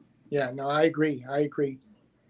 And then, and then we got some other awesome projects coming that me and Dolan worked on, and Shelby here did the finishes on and did a spectacular job with pencils by Andre Lunatic, and I'm super excited to get those going soon too. Yeah. So I'm excited for people to see that. I think that's going to blow people's minds. I think so too. Shelby, I bow to your greatness. It's funny, Shelby. This is what always happens. Drew will say like, "Hey, this person's going to join us," or "This person, blah blah blah," and I always go, "I don't know who that is." And then he'll tell me like, "Oh, he did the inks on Aftermath, and he did the inks on on." I almost said it. He did the inks on, and then I'm like, "Oh, okay, all right, cool." And then I know. But I'm always telling him like I don't know who that is, and he's like, You met them, like we talked to them, and I'm like I don't, and then he has to tell me like what their work is, and then I go, oh, that's right. To be fair, it's like we see work, not faces, most of the time, right? So we don't know who's behind that work usually. It's like, oh, okay, what he worked on. So many names in my head, so from like all the people that you work with, that like you go like I've never met them, and he's like, you've met them 5 times. Yeah, I just act new. Every time I meet someone, I'm like, yeah, I'm new. I just started. I just started doing this. Pretty good for a new. Yeah, this Shelby guy, he's got some chops. I don't know if you guys noticed. This kid's going places. I think he got a future here. Yeah, I wasn't blessed with a great name like Lunatic. That's a blessing. Like I would kill to have a name like that. When you have a name like that, that's when you draw your autograph, because it needs to be like a logo, right? Mm-hmm. Yeah. Oh, yeah. I'm gonna guess he gave himself that name. No, in my headcanon, he was born a lunatic and he's lived his life as a lunatic. Rob, maybe as a frequent collaborator of Rob, maybe you could answer this question: why does Liefeld always draw characters with boxing headgear on? It's because he loves Jack Kirby's Fourth World characters, all the New Gods and stuff. Mm-hmm. And a lot of those Kirby designs, they have a lot of headgear, helmets and stuff like that. And so he draws inspiration from all the Jack Kirby designs. Yeah, I think every New Gods character has Some kind safety first, right? Safety first. They know they're going through a mountain at some point, like Dragon Ball, you know. I mean, if you're gonna get punched in the face as part of a career, why not at least try to protect yourself? Right. It makes sense to me. Yeah. No, aesthetically it looks cool. I've always really enjoyed like you know, the knee pads, shoulder pads, you know, how do you say it, Marat? The smoke and mirrors. I like all that stuff. All the gear. Yeah, it's about looking cool. So if it looks cool visually, then who cares if it makes sense or not? Like, But I gotta tell you, I get crazy with it. For example, when I work in interiors, I do count the bullets I shoot in every panel. Like, and when I get to certain rounds, I'm like, they have to reload, so I put them in the background, reloading and stuff like that. Because I remember like growing up with these heroes that like the bat belt. I love it, you know, like the design of the bat belt, right? I love it, but it's like, what does it has inside of them? Like most of my covers, if they have like those knee pads and things that you're going to collect with, even this cover I did for this campaign, usually if I do a sequence with them, I will use you know, like start like, I don't know, like emptying machines magazines, sorry, that they have in those you know, like packages around them. You know, I think it's also fun. Like those details can make like a good storytelling by themselves too. You know, yeah, so it's kind of, I don't know, hyper fixating maybe. No, well, I know. Like Punisher fans are always fixated on that. Like if the gun is real, what gun it is. Yeah, Dude, So- I mean, they sold how many issues? They sold a shit ton of copies of those Punisher Armory books back. Yes, the Punisher Armory. And it was just some, like, literally just like draw a gun.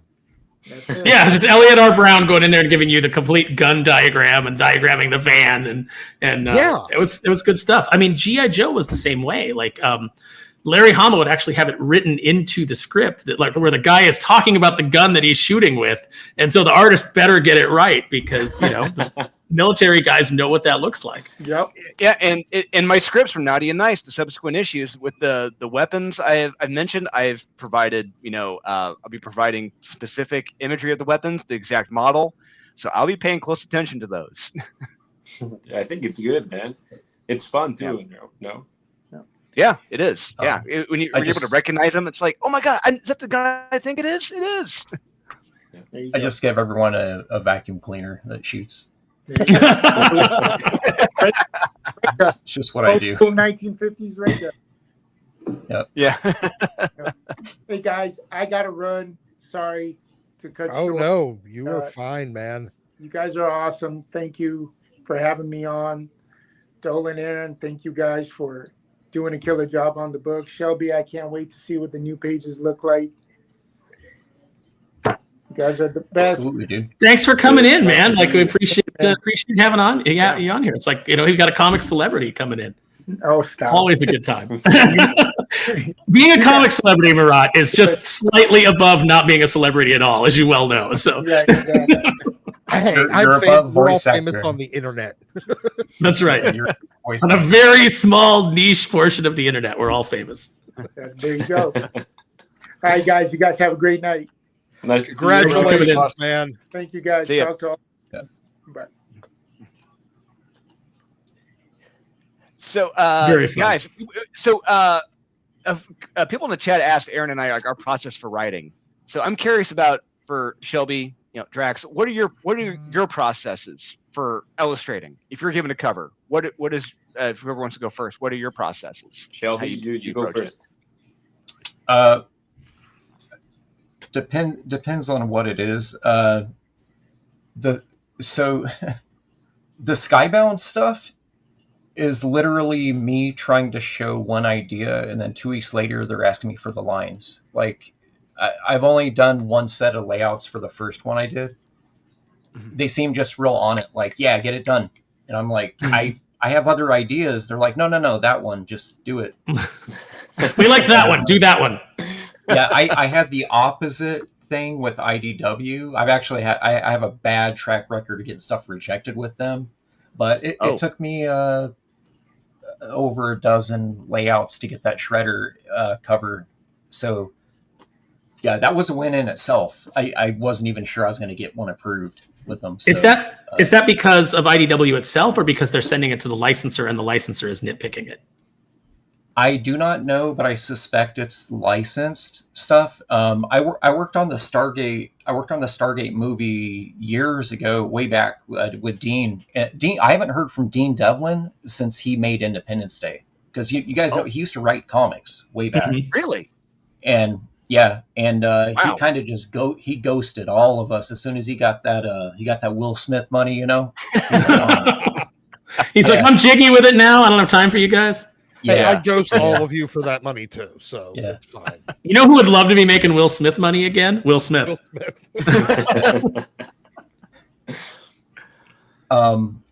Yeah, I think it's licensing because I remember the issues back then, and it's just, you know, you got a lot of these companies, when you're doing a cover, it's like, yeah, that's a super dope design, cool cover, but can we I think they look at it like the way, if I read my contracts correctly, it's like, can we repurpose that for a card backing on a figure? Can we repurpose this for, you know what I mean? Yep. And so a lot of times that, you know, that's why you get sometimes very stoic covers, and it's not anyone's fault. You're just trying to push something through that gets the thumbs up, you know? Yeah, because it goes into their art pool, and then they draw from it forever. And you know, I guarantee you there's I was telling somebody about it. I was like, every single one of those layouts I did that were not approved are absolutely going to be recycled for my own product, like 100%, every single one, because they're all good. Yeah. I gave 0 duds. They were all just worthy of a banner. You know what I mean? Like, they were nice pieces. And it was just bad. It was like, man, I'm gonna get one through, you know? Yeah. But that's the way Gotta to get do one it, to through. save them, man. Save them for the next cover. Yeah. Push Don't them. throw away any of your art. Don't throw any art away. You know, you can use it at some point. Just be careful. Don't be using old page layouts for other books. You know, you don't want to be doing that. Like, that's people will touch that. Yeah. So Sora Sung was showing me some of the rejected covers that she had from DC. And there was one in particular that I was like, okay, I want that cover for Doomface. Like, I'll send you the character reference, but that's the cover. Yeah. And it was perfect. And my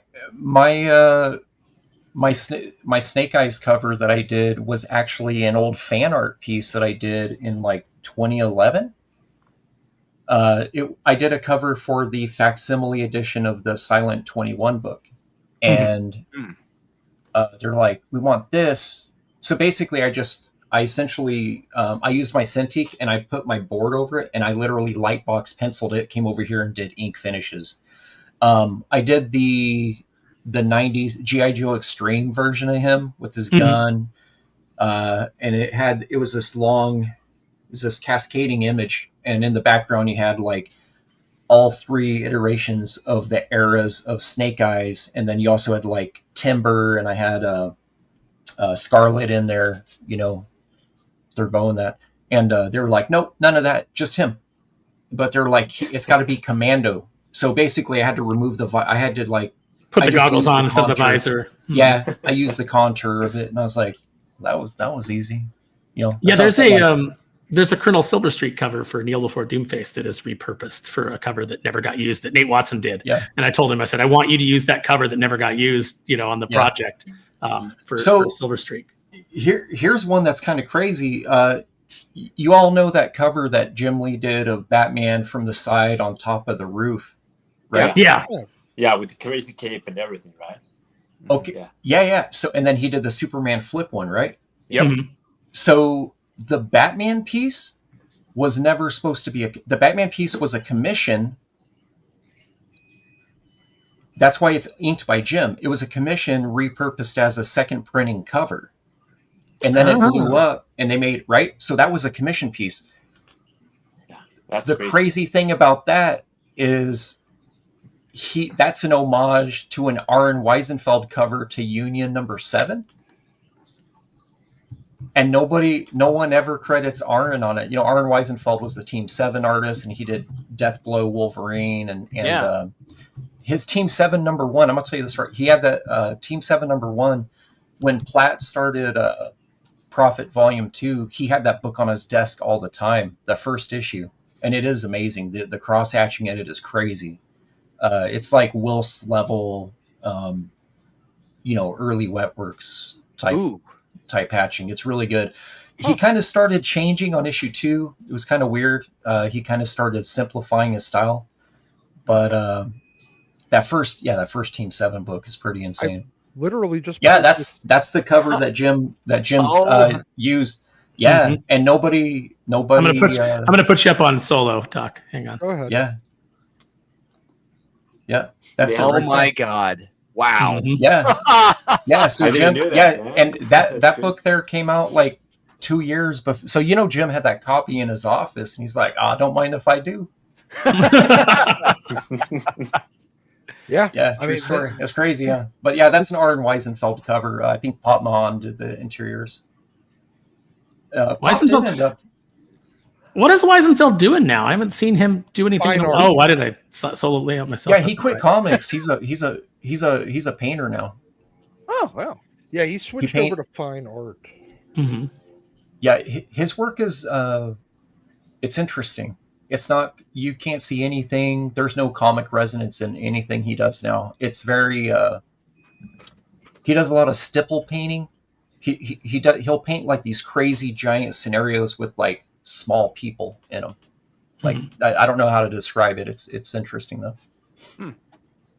But I guess it's part of the art process, right? Like taking something that inspires you and I guess building on top of it. I'll say just giving credit to where it came from. It'll go a long way, right? But it's like maybe to create something, you have to destroy something, right? And by destroying, I mean like maybe like I don't know, like build on top of it. Maybe that's the word I'm looking for.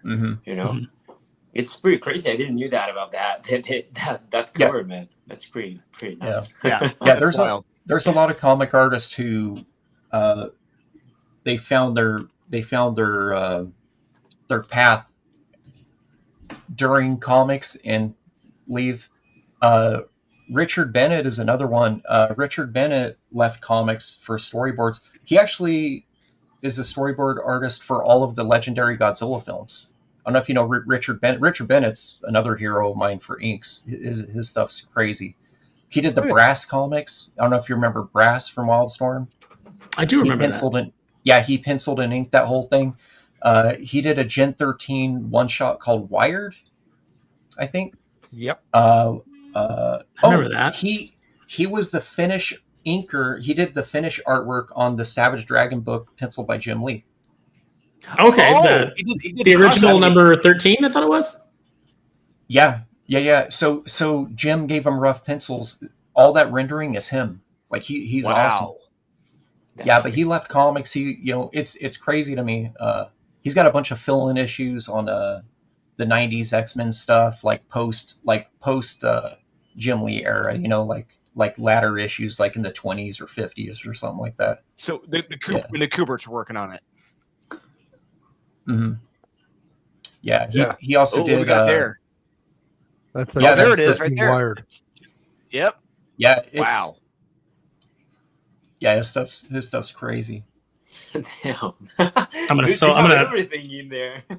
No, Doc has everything, and within like reach. Like he's got it like so well organized. Like you mentioned a book, and he can have it on screen in seconds. He did.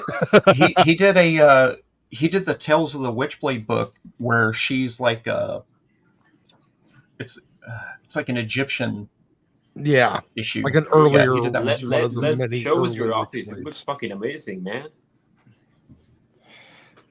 We have a super chat from our good friend HH at Sigma Comics saying, please go and back this project now. These guys are truly passionate about good comics. They deserve your full support. Support indie comics. That's right. Thank you so much, HH. And if you guys get a chance, go check out HH's book. It's Here Comes Calico. We talk about it every Saturday because HH always pops into the chat. He's always like super supportive of us, and we absolutely love him. We love his book. I was actually just I just put his the 2 volumes that he has out so far. I just put them on my bookshelf this week, as a matter of fact. Like finished them up and put them up there in a place of honor. So go check them out. Nice. We'll see him in New York. Yeah, we will. Also, so Kevin had asked if Notti and Nyce were the same characters from the Miss Meow crossover, and I said yes. He said that's nice. My wife hated when I was collecting Miss Meow. Well, you know what? You can collect Notti and Nyce, and you won't get in as much trouble because it's not. It's a different rating. Let's see what's Doc got for us now. that's that brass. It's brass.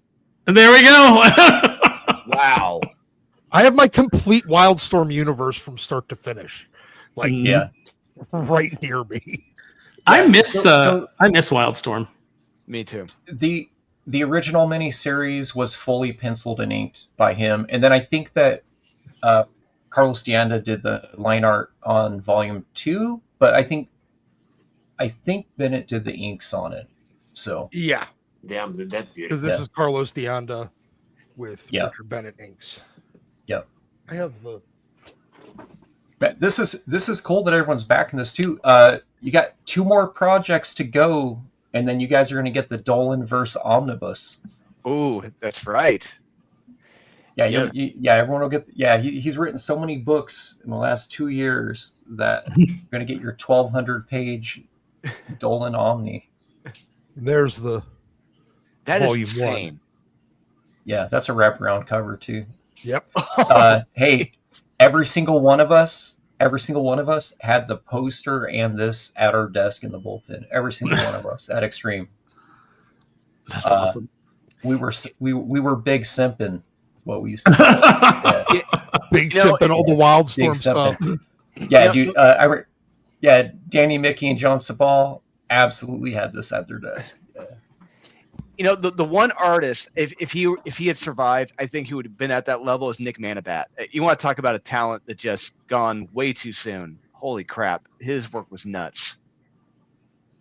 Yeah, Manabat's. I've seen quite a bit of his unpublished work.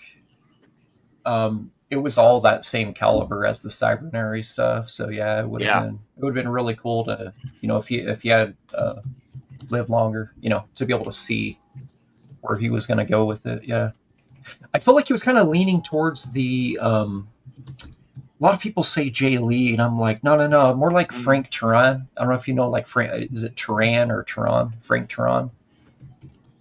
Frank Turan did a Sabretooth one shot at Marvel. He did Jaguar God for Glenn Danzig, the Frank Frazetta Jaguar God, yeah. Yeah. Soy whack always cracks me up.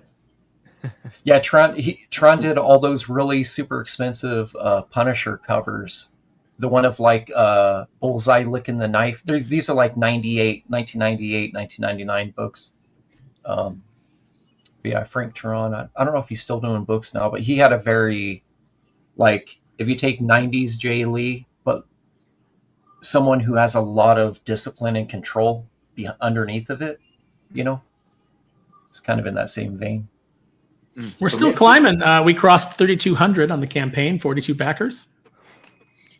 For me, it's just amazing and crazy to think that you guys were around of that era of comic books. Like, I was born in '98, so it's kind of crazy to imagine, guys. You were around with this and at the moment when history was being made, So it's like fuck, man, It's crazy. You just made me feel old. It's like I wasn't even born yet when you were working at Extreme. No, but I'm saying like a good thing, It's like it's crazy, dude. It's crazy. You got to work with around all these incredible artists and well, they were exploring new ideas and changing the industry, like I guess to a different level, So it's kind of nuts, dude. At an exceptional time in the industry. Like, it was such an exciting time. The fact that these guys had broken away from Marvel and started their own thing, and everybody was like hyped for those books. I remember like every week at the comic book store, New Comic Book Day was crazy because I was actually working in a store at the time. It was like one of my first jobs, and man, every Wednesday it was like set everything up, and there were people outside the door. You know, it's a shame that that's not happening anymore, because it would be nice to be getting that like at retail. Yeah. I credit most of it. I credit most of it to singularly to Todd McFarlane. Honestly, I remember I was in 6th grade. I was already a comic fan. Anything Uncanny X-Men, anything that Mark Silvestri drew, I was all over it. It was in my backpack. Arthur Adams, mostly Marvel artists, you know. It was like the Art Adams, the Mark Silvestri. My buddy brought this book to school, and I go, dude, that's crazy looking. It's like he draws like Art Adams, but different. It's like loose. He had ASM 298 in his bag, and I had never seen that style of art. I was like, what is this? Yeah. And then immediately I was having to buy books from a Thrifty's ice cream place off a spinner rack that they had with comics. And I ended up grabbing the 298, the 99, the 300. And that's when I started deciding, I'm like, I need to draw comics. This looks fun. Yeah. Like that's when I started drawing, was around 6th grade, like actually, you know, deciding it was going to like maybe be a thing. And then of course, you know, Liefeld got on my radar because his best stuff was inked by Todd. Todd would go in and just Those New Mutants covers, man.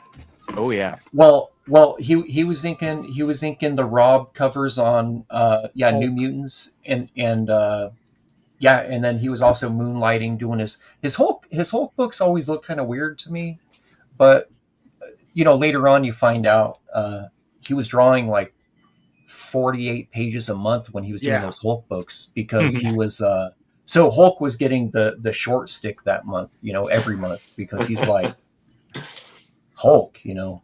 He had an inker on it too. I don't remember the inks being crazy good on it. I think he was just penciling those ones. Yeah, the inks were pretty. A lot of the stuff the inks were pretty basic. They were phoning it in on a lot of the shots. Like, I'm just going to throw a spot black here and there to get through the page. And going back to what you were saying a moment ago, like when was that moment for you guys? Like for all present in the group, like when you said like I want to become part of this industry, like I want to join this industry, you know. Well, I started drawing like trying to make comic art when Walt Simonson was brand new on X Factor. Okay. Yeah, Walt Simonson X Factor is when I tried to draw a comic page, and I still own it. I still have those pages I tried to do. I was some Fantastic Four fighting Black Suit Spidey for some reason. I don't know what I was thinking. Yeah, Walt Simonson. That's when I was interested. But when I decided that comics are like what I need to do, it was absolutely McFarlane, 100%. You know, for me, you got some great ones there, Doc. Yeah, I quit playing. I quit playing baseball to draw. I quit playing. I was like, I'm not. This is not my future. That's a great 1-2 punch right there. Damn. Yeah, it is. Yeah. Anytime Art Adams ever came in on Draw Something, I mean, I was buying Gumby books because he was drawing them. Yeah. If Art was on a book that month, I think basically everybody bought it. Yeah. Yeah, it was always a treat. Like he'd come in, he'd do like an X-Men annual, or he'd fill in somewhere, and you'd just be like, "Oh my god!" Like, you know, like, I'm so excited about this. Yeah. Well, you only got to see 2 books a year from the guy, unfortunately. So. Yeah. Unless it was the 3 issues of FF he did. Mm-hmm. Yeah, he'd do 3 issues, and then you wouldn't see him for a year. Yeah. Yep. Dolan, where did you decide you wanted to take over writing every comic? So my uncle ran a comic book distribution plant here in Indianapolis, and he would come to our house every week and just give us a big box of all the damages. Be like, hey, here you guys go, have fun. And here's crap. Here's a bunch of crap. Yeah, enjoy it. And I'm a kid, like I'm in first grade. I'm reading all these books, and I'm loving it. And the two books for me that I knew I wanted to be writing, working in comics. One of which was Adventures of Superman 453 by Jerry Ordway. It was when Superman is the exile story. It's when Superman is on a planetoid. He's out of oxygen. He starts hallucinating, like he's seeing the three Kryptonians he just killed. He's seeing Guardian, Clark Kent, and another form. He's just losing his mind, and it blew my mind as a kid. And the other one was X-Men 166 with Paul Smith art. That story that blew my mind because the one page, just forever burned in the back of my eyes, was when Wolverine slashes off Cyclops' visor, and you just see Cyclops' eyes all brooded out, like he's been taken over by one of the Brood. And I'm just like, what the hell is this? I got to be part of this. This is awesome. And those two books for me were like, I knew I had to be involved in comics. And from there, like with all the damages, I was reading everything from Image, getting everything from DC and Marvel, and I was just absorbing all of it. My you can get a copy of. I was going to say you can get a copy of. No worries. You can get a copy of X-Men 166 right now on Walmart.com in very fine condition, allegedly, for $35. And there it is right there that Doc has. I love that book. Paul Smith was an incredible X-Men artist. Phenomenally underrated as an X-Men artist. Yes. Yeah, he did two of my favorites, which is the wedding, the wedding in Japan of Wolverine and Mariko when they're attacked by the Viper and the Silver Samurai, when like it's the first time that Wolverine realizes that Rogue has been put on the team by Professor X, and those are two of my favorite issues of all time. And that's the issue where Madeline is meeting a lot of the X-Men for the first time, and Lockheed just is right there, and she looks at Scott, grabs him by the tie, turns him towards her, and goes, "What in the hell did you get me into?" Yeah, who are these people? Yeah, I think that's is that also that's first Mohawk Storm too, right? I think at the last page of that issue, yes. Mm-hmm. Yeah. God, that's one of my two favorite X-Men books right there that Doc's holding up. 275 is probably my all-time favorite issue. I love 275. So a lot of us artists we get weirdly fixated or obsessed over there's one book or two books. Mine is actually Uncanny X-Men 175. It's a double-sized issue. It's a Paul Smith book. What do you mean by fixating? Like if I see that book at a shop, I rescue it by buying it. I have a short box of 175s. I have a friend, so we all have our book. A lot of other artists I know, their book, for whatever reason, they might be basic. I consider them to be basic readers. Doctor Strange 55, that's their go-to. If they see a Strange 55 on the rack, they rescue it. When I see that book, I rescue it every time. 10 out of 10. I'm going to rescue. Doc's got two copies. How about that? Well, I have a direct and a newsstand. Yeah, I do too. Yeah. Those and you know another one I get just because I have some PTSD FOMO. The Excalibur special was unattainable on its release at my local shops. So anytime I see that, I will grab that one too. That was the Alan Davis. It's a beautiful book. The Excalibur one shot. It was the beginning, before the monthly. Before they launched the number one, the trade edition. Man, there's something so special. And Davis is my favorite artist, ever. By the way, I don't draw like him because I would never disrespect him by doing. I just could never do what he does on a page, Yeah. So his stuff is fantastic, and those Excalibur issues are so good. I recently I was going through some dollar bins, and I actually found a couple of those books, and I just picked up all of them, and I still have one that I have to give to our friend Max because he's never owned one. So we got to. How did you get that so quick? You got a button, don't you? You have an assistant on your desk. No, literally, you press a button. I have drawers. I have a whole set of cabinets here a whole set of cabinets here, and right literally 2.5 feet from me is another set of 3 legal filing cabinets. Nice. That are 15 total, 15 Oh. drawers there. Hold on. That's crazy. Yeah, No, So you see, no, you that's guys a see variant. soy. He's got. You guys see that's a no Soy price Boy. variant. You guys see Soy Boy on the cover there from TechNet, the little baby and the little space baby in the little carriage. Yeah. There is an homage / parody to him in Kneel Before Doomface. He's part of the Social Justice League, Soy Boy, and he is drawn to look like Will Wheaton as a little baby, little Joy Boy baby. Hey, that's a no price variant, I think, right there. Okay, so like there's like 6 different printings of that. There's 3 variants for each printing. I don't know. I got them all, but I'm just pointing that out. Yeah. Yep. Usually the upper left corner. Well, unless it's there and it's just blown out. Yeah, there's usually a pricing. Interesting. I know that some of them also have some of them will have a barcode on the back with the pricing, and others do not. I don't know. There's entire pages dedicated to the variations of that release. Like, I know I pre-ordered mine. Do you guys remember way back in the who here is over 40? You'd remember. Yep. Yeah. So that's bully, man. Widget. There was no eBay. There was no internet. We had to send a paper check to this place called American Comics. If your shop didn't carry something, you'd go to American Comics, who was advertising in Marvel books, and then hopefully they would send you a book back and not just cash the check. American Entertainment. American Entertainment. Yeah.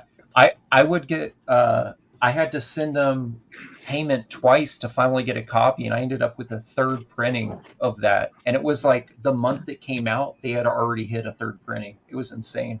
So yeah, those first prints are to be coveted. So I'm going to take Doc's Excalibur and I'm going to trump it with my Miracle Man Artifact Edition. We're $38 away from $3,500, by the way, guys. Woo, outstanding. Signed by Alan Davis to me. Yeah, love that. Yeah, loved his work on Miracle Man. Dude, that is awesome. I need to meet Alan Davis. I've never met him, and I need to have him sign some stuff. Yeah, Alan He's did not doing a lot of Phoenix. shows though. Yeah, he did Phoenix Con, which is at the end of May. And when I met him, I walked up. I had all my original old school posters. I have all the old Excalibur stuff, right? Oh wow! And I was like, "Hey, so how you doing?" He's like, "Well, he goes, it's nighttime where I'm at, so my body clock thinks it's like 3 a.m." Oh, okay. I was like, "How you doing with this heat though?" Because it was like 116 degrees. He looks at me. He goes, "I'm not coming back." I was like, "I don't blame you. I don't blame you." That's what I said my first summer when I moved to Arizona. Because I was a Bay Area kid. I was born and raised up in San Francisco Bay, Livermore Valley, Dublin, all that. I was like, man, what a choice. I came out here in November, December. It's like 85 degrees. I'm like, man, this is awesome. That first summer in Arizona killed me. My first trip to Florida, it was over 100 degrees and it was like 80% humidity. And I was like, I hate the state. I don't know how anybody lives here. It should be sunk into the ocean. Like, I was upset. That happened to my wife and I the first year we did. I don't know if it's still a show now because I know things have changed. It's a Florida SuperCon. Yeah, it's still there. Is that still a show? So it was the 4th of July weekend. It's midnight. We're eating ice cream. It's just running down our arms, down our forearms. It's just melting. We're eating ice cream down that main street, South Beach, Miami. We're in the streets with everyone else watching fireworks over the ocean. And I look at my phone.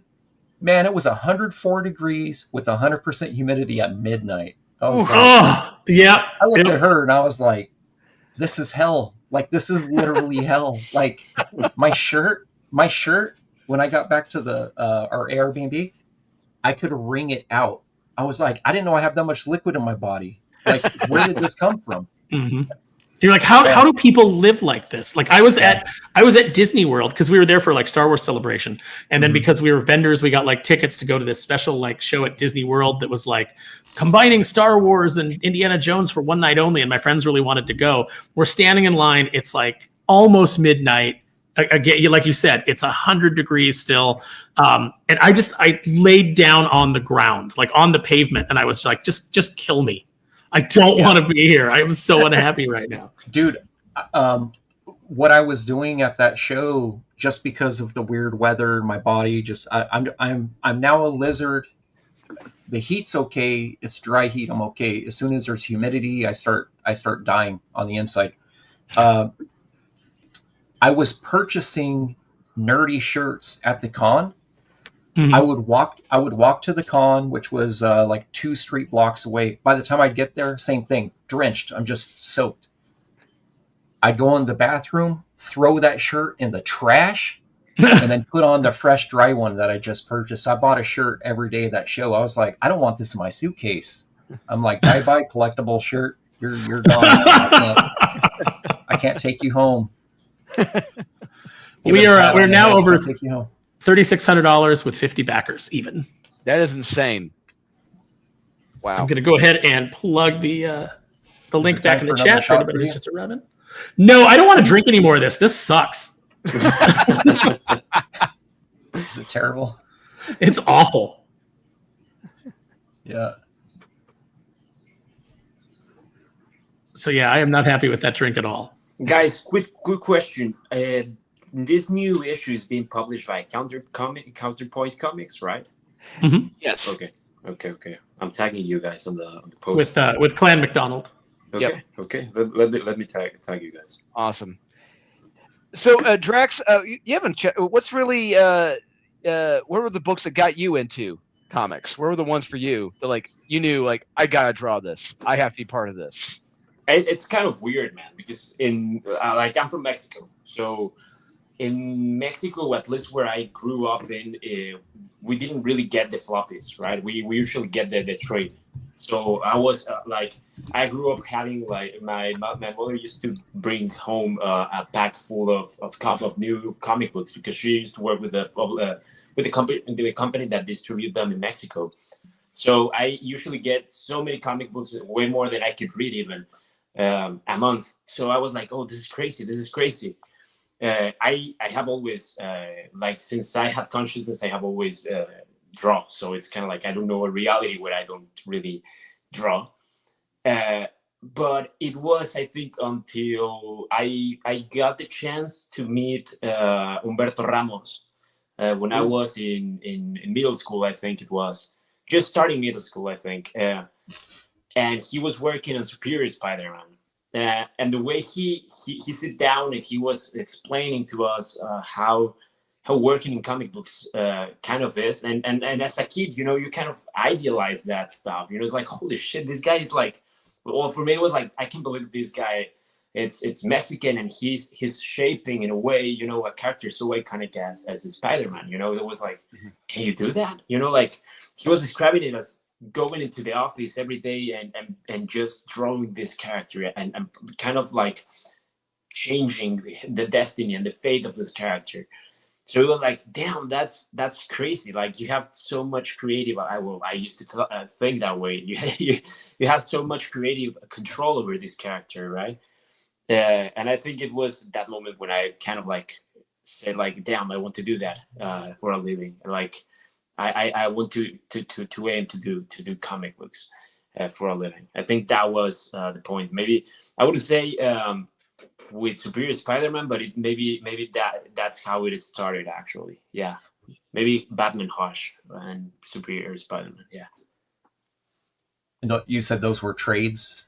You were getting like collected editions of that stuff. Yeah, I was getting like usually in Mexico you used to like nowadays not that way, but you see them like the thick version of I guess it's like you can find the floppy, but usually it's harder to get them week by week, at least where I grew up in, you know, like it's easier to find the whole story, the whole arc being sold. So it was like I used to aim for those. He's a little too young to remember the Amazing Spider-Man from back whatever I Mexico was got really pissed I was off about just gonna. MJ Yeah, or Gwen dying, so we got yeah. They have their entire own storyline in Mexico with Yeah. Amazing Spider-Man. Yeah. Dude, it's crazy because even the books, like, you know, the older books, I have them in Spanish, and now I kind of like I now realize that they're worth shit because they're translated. You know, it's like they're not part of the, you know, like the. You know what? No, there's especially those old ones with like the Gwen story that Yes. happened in those things actually have a huge collector market because they were Yes, they not do. released outside of Mexico. I don't know. Probably that. I mean, I don't know if they're worth anything. Like if they are translated, you know. I Oh, think they sell even wrecked copies will sell for a lot because they're unattainable is why you can't Yeah. get them here. So people pay a lot for them. Yeah. well, that's crazy. That's crazy. Yep. Yeah, they're just now putting together an omnibus collection of those books. Marvel is, and I guess they realize, there's a collector's market. Like, to be honest with you guys, I'm kind of the guy who buys a comic book, takes it out of the sleeve, and just read through it and never put it back on the sleeve. Like I grew up that way, you know. It's like for me they were like books to read them, you know, more than collecting them. Hey, there's not a collector's market for comics if there aren't tens of thousands of folks that are like that just doesn't, hey, it makes my book scarce. Yeah, I mean, I know it's kind of blasphemous, but it's kind of like, I don't know, right? I rather enjoy those books, you know. Well, hey, folks, I'm going to dip out. I'm going to let you guys have the rest of the stream. I'm going to shut up and get out of your way. Thank you all for inviting me. And congratulations, all of you guys.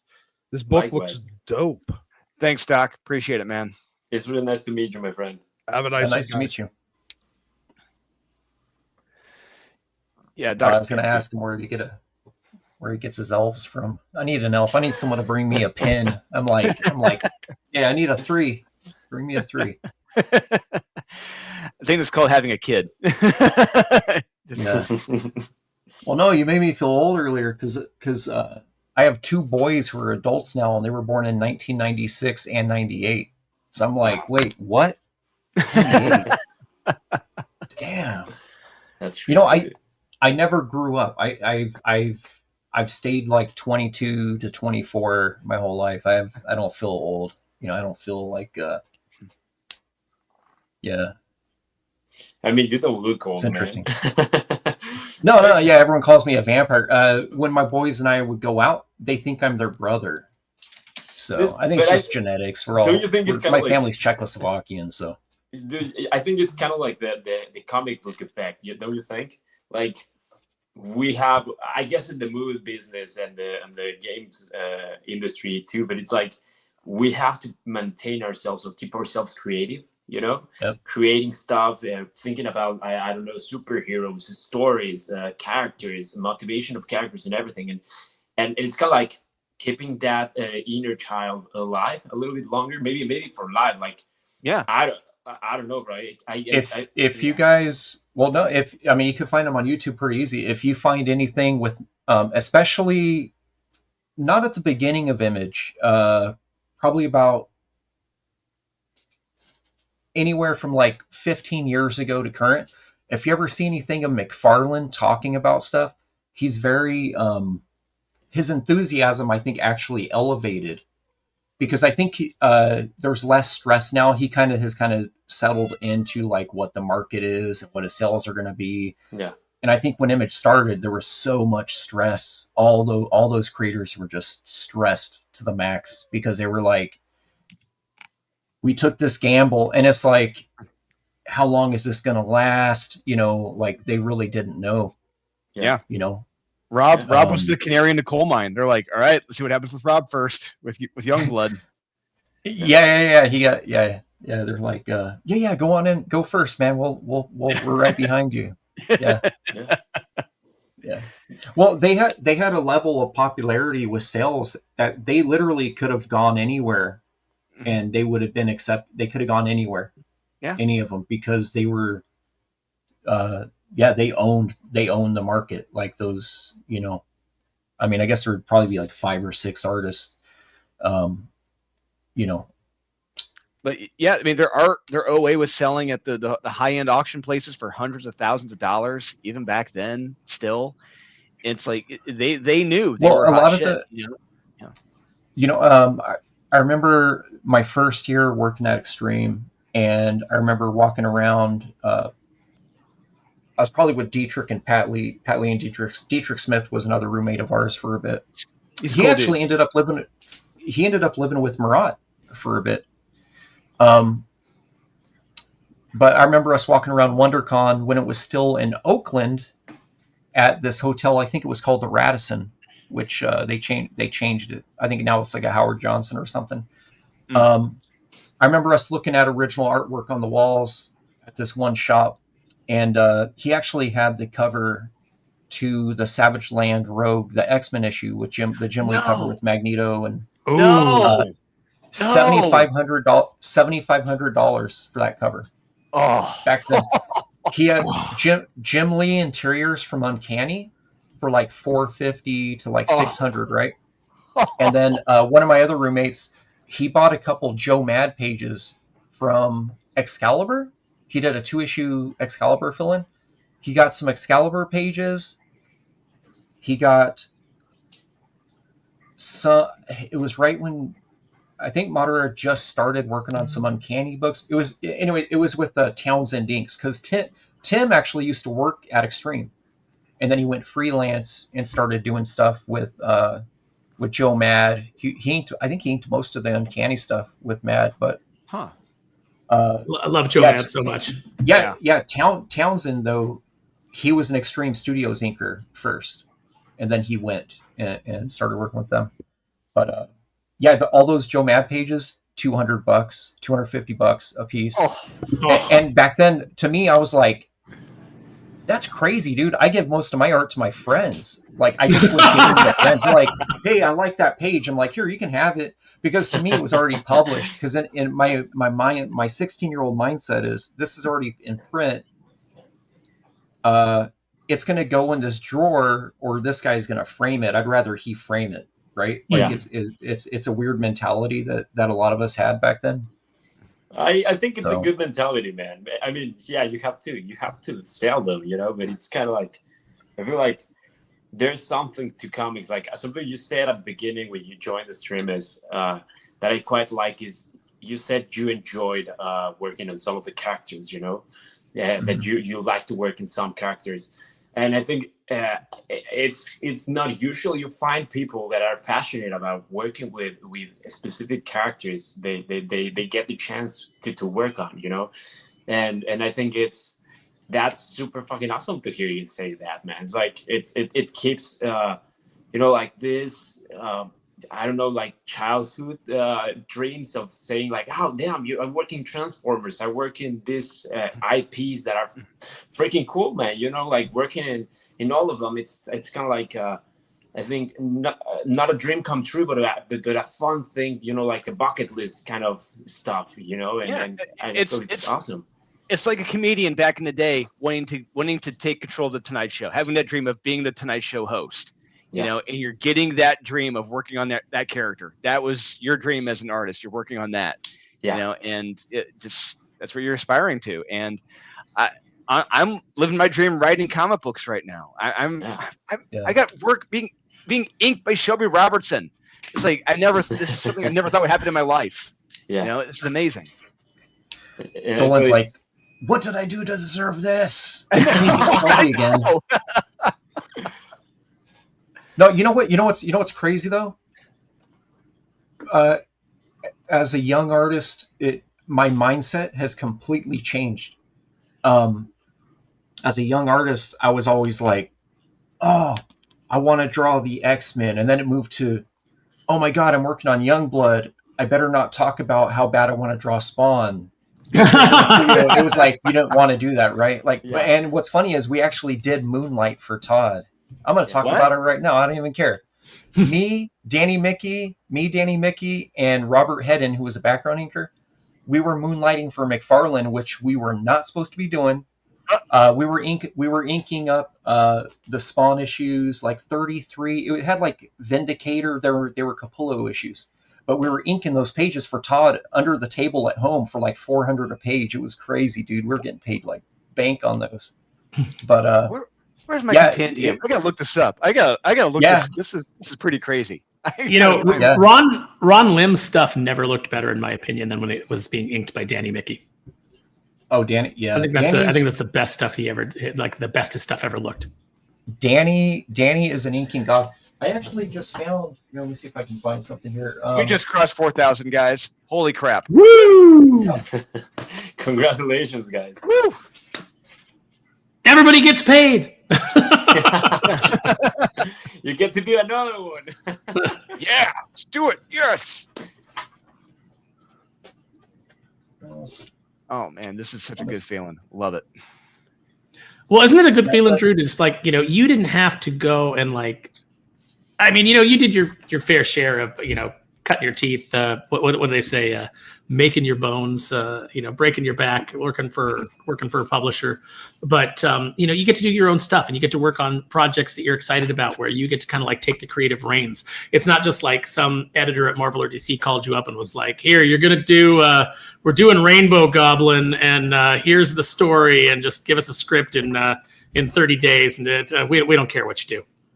It's like you get to actually, it's just a book that's going on the shelf, whatever, it'll be canceled in 6 issues. Just do it. You get to actually, pour your heart and soul into the work and have it come through and people appreciate it. Yeah. It's just, I'll gladly take this over a gig like that any day of the week. And I'm glad to say I'm in a position now where I can say, no, I'm not doing it. No, you can find someone else. You can find a gopher somewhere else. No, not me. But at the same time, don't you think, like, my point of view, most of it, well, always, I try not to move it from there, but it's like, even when I'm working on a character that doesn't inspire me much, or maybe I don't like the design, or maybe I don't like the storyline, I know this book is going to be sold and to a customer that it might mean something to them, and because of that, I always try to put, even if I'm not enjoying myself drawing this character, I'm trying to put that extra effort into it, right? Yeah, because your name's still on it. That's still your work and it's still you. I mean, it's exactly the same thing. I don't take, generally I've been offered some things before, not that I was dispassionate about, but like just properties that like I wasn't a fan of and I didn't really know anything about them. Yeah. So I would have had to like go and do a bunch of research. And I've told the editors, you should probably find somebody who's already like super passionate about this because they will do, ultimately they will do a better job than I will. I will do my best, but I just don't have the, I don't have the knowledge and I don't have trying to like duplicate that really quickly to get you a script is, you're better off going with somebody who's like really going to knock it out of the park. I think that's pretty cool, man, that you did that. I mean, I think the one that comes to mind is always Fraggle Rock because it was like, they're like, hey, you like Jim Henson, you like the Muppets and stuff like that. You want to do Fraggle Rock? And I was like, I was never into the Fraggles. I was like, I've never seen an episode. So I would have had to go and like do the research, which, I could have done, but, the time schedule and everything that was coming up, I was like, I know that there's somebody out there that would like kill to work on the Fraggles. So you should probably give it to them. Yeah. But at the same time, it's weird because you are still like, that's an opportunity that presented to you and you like, I guess you have to take it, right? Because as you said, it's your name, it's your career and everything, but it's pretty cool to be like, to have that like self-consciousness and say like, I know someone else can enjoy this more than I do, and I feel like, I don't know, what Shelby was saying, like, it's kind of like, enjoying what you're doing, but also being like professional. I think it's part of a cool thing about this industry, like, meeting you guys and seeing the things you're doing and being part of the indie part of this industry, where we have a little bit more freedom and that freedom might come with some consequences, let's say like finding out the shipping stuff and everything, but it's like at the same time we are able to do whatever we whatever we want and be more creative. So I think, I don't know, it's fucking awesome. It's a big industry. You're right. I mean, when you're in this independent ring, that safety harness is off. It's like you're a kid, you're a little kid. You've been riding a tricycle for the longest time. with your parents, and your parents finally let you go on the bicycle without those tricycles, and you're going full steam ahead for the first time, and it is freedom. It's scary, yeah, but you're learning along the way, you know, and it's a fun, exhilarating feeling. Yeah, I completely agree. It's awesome. It's awesome. I mean, well, there's something about having the courage to bet on yourself as well in the independent Yes. space, you know, to say like, I'm going to create something and I'm going to put it out there, and this is what I'm going to, you know, dedicate myself to. You don't have the crutch, like for working on Kneel Before Doomface versus working on, say, like Darkwing Duck. With Darkwing Duck, I have all this pre-established lore. I have all these pre-established characters. I don't have to give origins to everything. I can just immediately jump onto that foundation and start building something. Yeah. With Kneel Before Doomface, I have to do all the world building. I have to, you know, create all this stuff and bring it to the audience in a way that they can understand and grasp and get invested in. And that's kind of like the thing when people say, like, you know, oh, are you excited about the first issue going out? I absolutely am, you know, and I'm so thankful for everybody who backed it. But what I'm really excited about is when we get into 5 and 6, where it's like all the foundation has been laid, and now we're telling the story, and now you're getting the big action set pieces. And it's kind of like, that's the hard part, right? Because that first issue, the work is it's making people care about those characters, you know, and introducing them to them. So I feel it's like that's the hard part, right? Like, how do I make people to enjoy this enough to get to the where the story actually starts, and I can play around with these characters, right? This is pretty awesome, man. Yeah. Shelby, you're getting some love in the chat there. Yeah, I was gonna say, I was looking for something that's not out here. I had some old printouts that I had of Danny, Mickey, Inc. and me over a Badrock book, and I don't see them here. I don't know what the hell I did with them. Anyways, is there truth to the fact that Rob had to change the character's name to Badrock from Bedrock because of the Flintstones? Because that feels like bullshit to me, because it's not remotely the same thing. Bedrock is an actual thing that they don't own and that they can't copyright. I mean, it's not a one-to-one. Did that actually happen? Did they give him a C&D? I worked on and off with Rob for like 30 years, and I've never once asked him that. No, okay. I'm curious because I mean, he would tell me. I'm sure. You'd have to ask Marat, honestly. You know what? I'll ask Marat. I don't know. I've never asked him that. Yeah, honestly. No, I always made a joke that Badrock is a different character than Bedrock because he used to draw him with 4 fingers here and there. So, and he only has 3 and a thumb. I don't know if you ever noticed that. I was like, oh, that's a different character. But I really don't. I don't know. Yeah. Well, the reason that I ask is because even back then it didn't ring true to me, because I knew enough about. I just thought, to me, it seemed more logical that somebody said, oh, you should call him Badrock, or he would call himself Badrock because, he's a kid and he thinks that sounds cooler. And that's just what I always assumed the evolution was. Yeah, I'm sure there was some, probably some spitballing, Or maybe he couldn't trademark Bedrock because it's just that's a thing that exists. So Badrock he could trademark. It could be. I don't think there was like any sort of.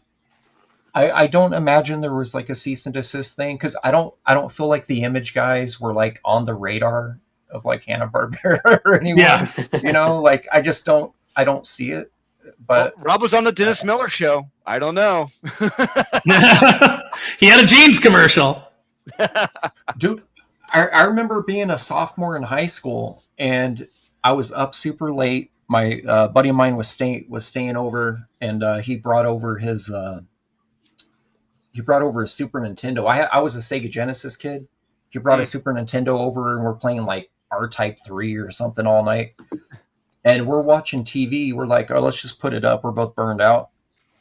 And there was this late night show that was recorded and aired out of San Diego. We weren't living in San Diego. I was in Central California at the time. The guy had on Jim Lee as a special guest, and he was talking about his upcoming Wildcats comic, and he's holding originals like this and showing what he's working on like this to the camera. And it was almost like a CNN setup. Like you had 2 windows, right? Like so you had like the person interviewing him and then Jim.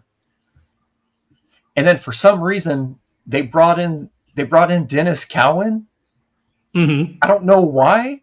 And it literally turned into Dennis Cowan begging Jim to do work with him, to do a crossover with Milestone or something. I was like, the hell am I watching? Like, Jim Lee just started this Wildcats comic. I think issue 2, the one with the foil, the holographic foil background, that one just hit the stands, and I was like, what is even happening, dude? I've looked all over the internet for it, because I'm like, this is not a fever dream. My buddy Renee and I, we watched this. Like, we watched this show at like 3 a.m.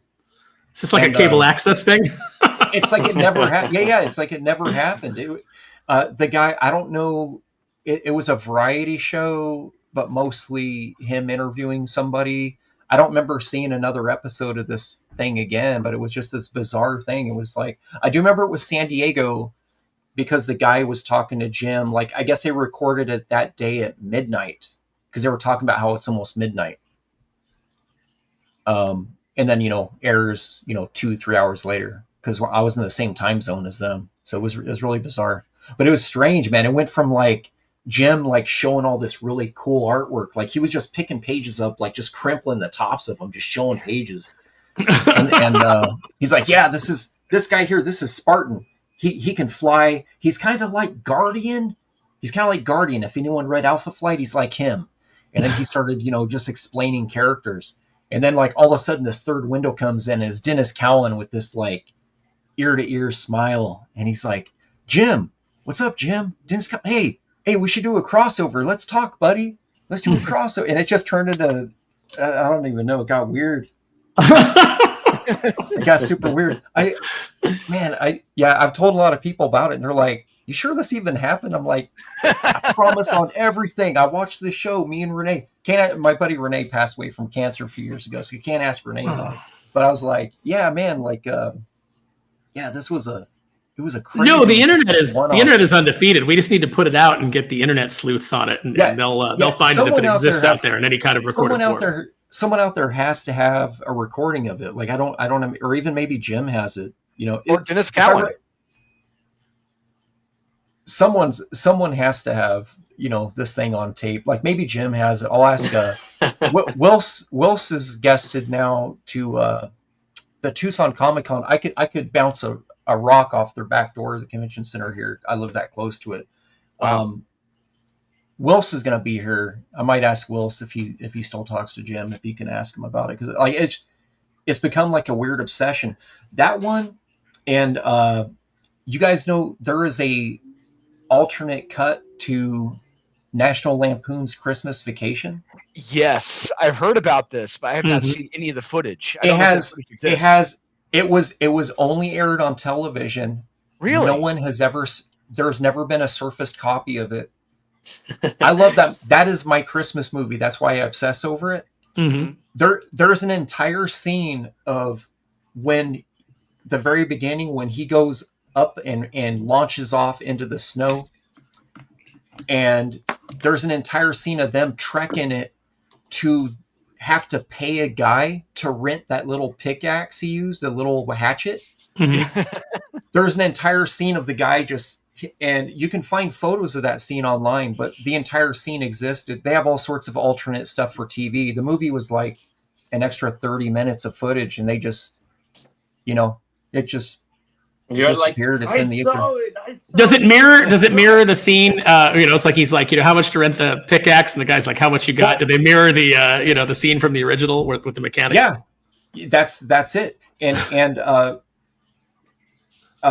if you notice on all the cuts on DVD and Blu-ray right now, it's literally them, and she's like, she goes, did you remember the axe? And he looks at him, and then the next thing you see is he's carrying a small hatchet, and they're walking. That whole scene is just entirely cut. But there was a big back and forth with them. The guy's looking at him, and he's like, I think every time he asked him how much to rent, he's like, $3, and he goes, I'll get one of those. Okay, it's gonna be $5. And every time he asks him, he raises the price. And he's like with his family, so he's just sort of dead ass. He's got his wallet, and he's like, every dollar he has. And Chevy Chase, like his face, he's just like mad, but like, I'm gonna be happy because it's Christmas. Yeah. No, I do that speech every year that, when Santa squeezes his fat white ass down that chimney, he's going to find the jolliest bunch of assholes this side of the nut house. And on many streams, I've actually said, holy shit, where's the Tylenol? No. I think in the TV one he says turd knockers or something. Guys, Yeah, so- I would love to stay with you a little bit more till the end, but I have to go now. No, I think we're gonna probably wrap in the next 15. So that's good. Drax Gal, thanks for joining us, and we will be in touch. Get you on again. Thanks for coming in, dude. Thanks so much for inviting me. I know it was a little bit out of nowhere. Dolan, congratulations, and it's so nice to meet you, Shelby. Again, nice to meet you, man. And I'm old enough to be your dad. Thanks for that. Thanks for reminding me how old I am. You're a cool dad, man. You should tell my boys that. I don't think they think so. I'll see you around, okay? See you later, man. Later, brother. And Aaron, I think we got another guest in the back. Is there another guest in the? Do we? All these. Yeah. Oh my goodness, we do. Look at this. It's Josh McDonald. More young bucks. It's me. Hey, Josh, how's it going? Up. It's going. I'm late and I'm gay, but I'm here. So. Well, you know who's late? Who's late and gay and not here? Max. So you're one up on Max. To be fair, he's probably just now getting home from work. Lame. He's since Max has become gainfully employed, he's become lame.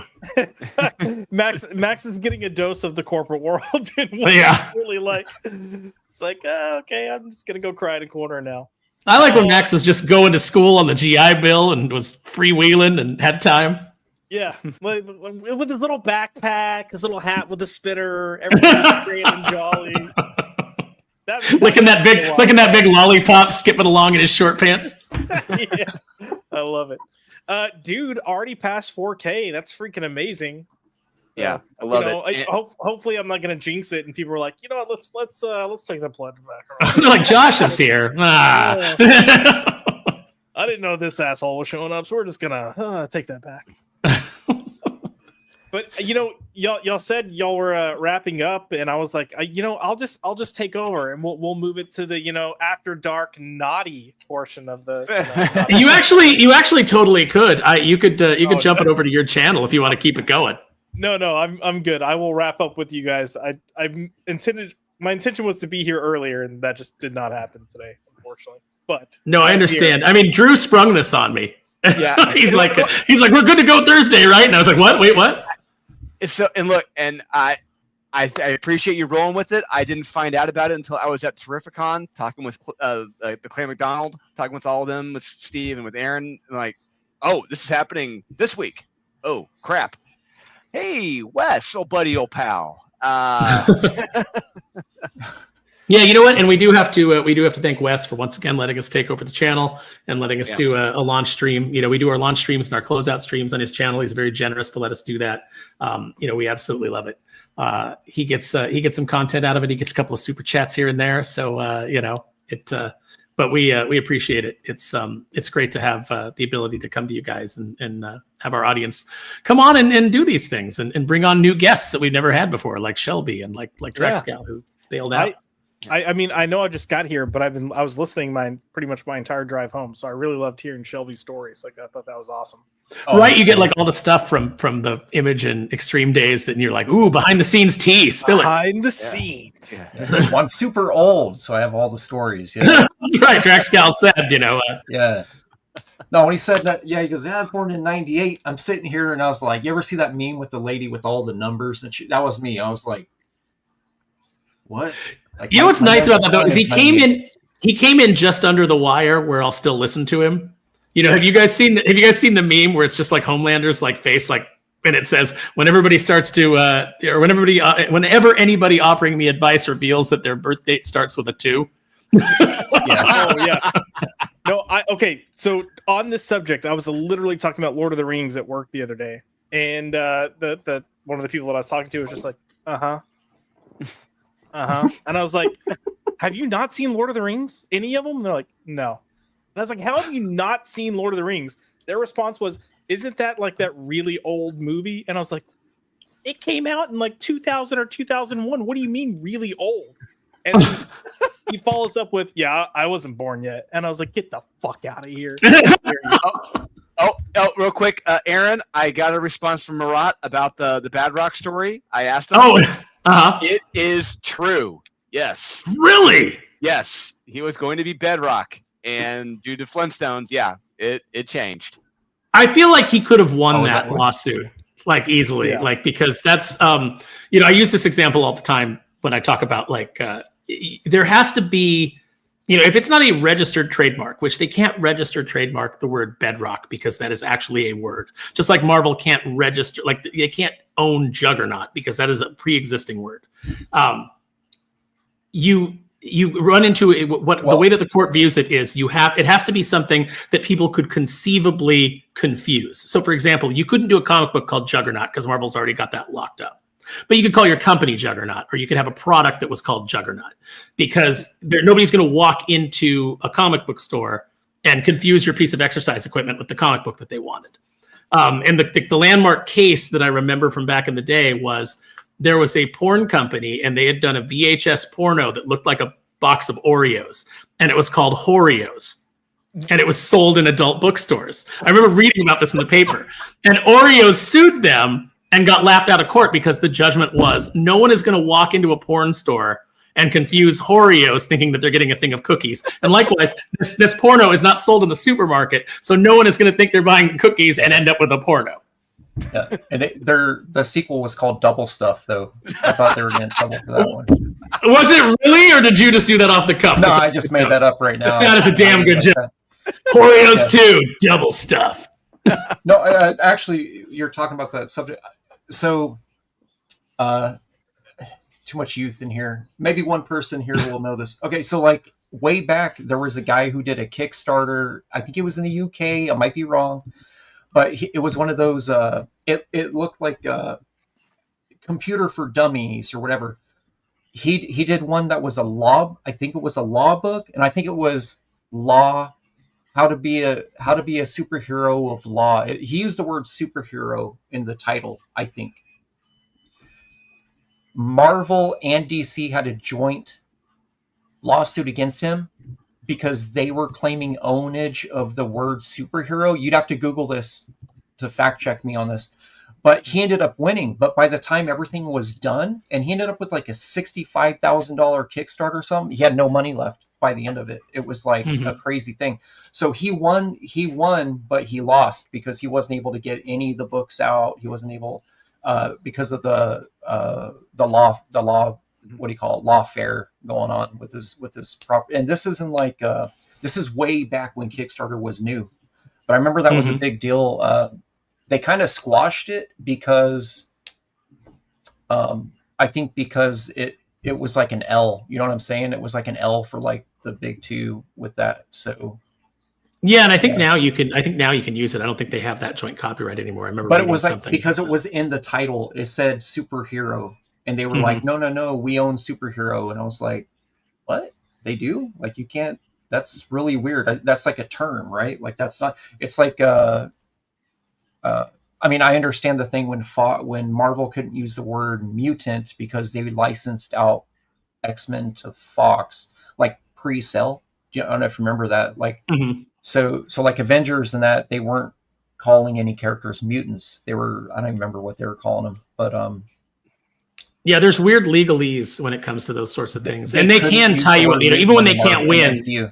Yeah, even when they can't win, they can tie you up in court and just force you anyway. Like, for example, they wanted to use the name White Widow, and Jamie Tyndall already owned White Widow.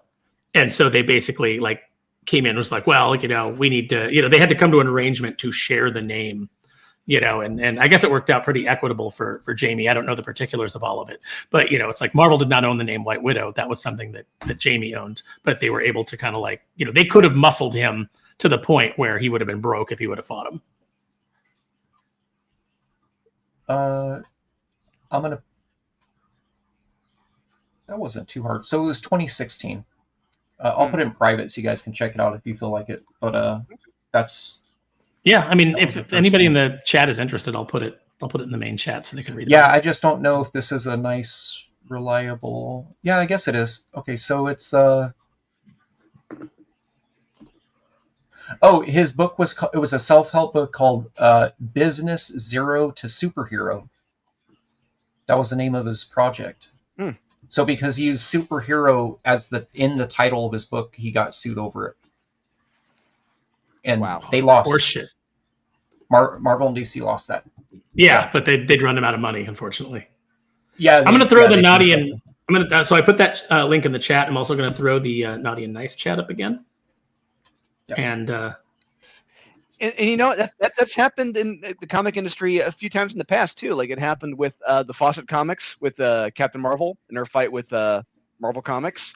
They would win, but they ran out of money because Marvel just kept taking them to court. And I'm sorry, DC Comics. I'm sorry, DC and Fawcett. They went out because Captain Marvel was too similar to Superman. What do you think we're looking at here coming up with? So we have a bunch of stuff going into the public domain, right? Batman being one of them. Mm-hmm.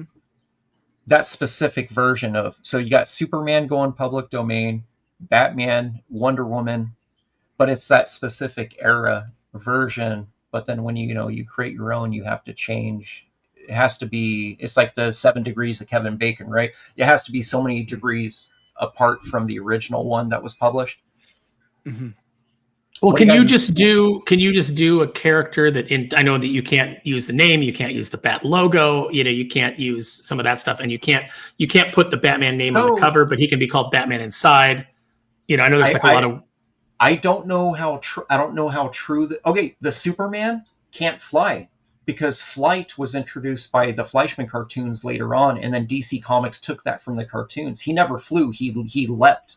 He was like the Hulk. Yeah. He would leap far distances. He never flew. I know. I think Rob said he's got a Superman story ready to go. I think he's what he said. He's got one when his public domain. He said he's got one ready, which is pretty wild. My understanding. Why would he just do it as Supreme? Why would he not just do that? Yeah. He's already got Supreme. Yeah, why would he care about doing the Superman?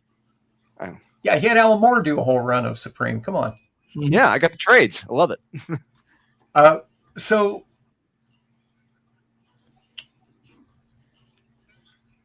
I forgot what I was going to say here. I'm looking at, I just see a bunch of hot women going across my screen. It's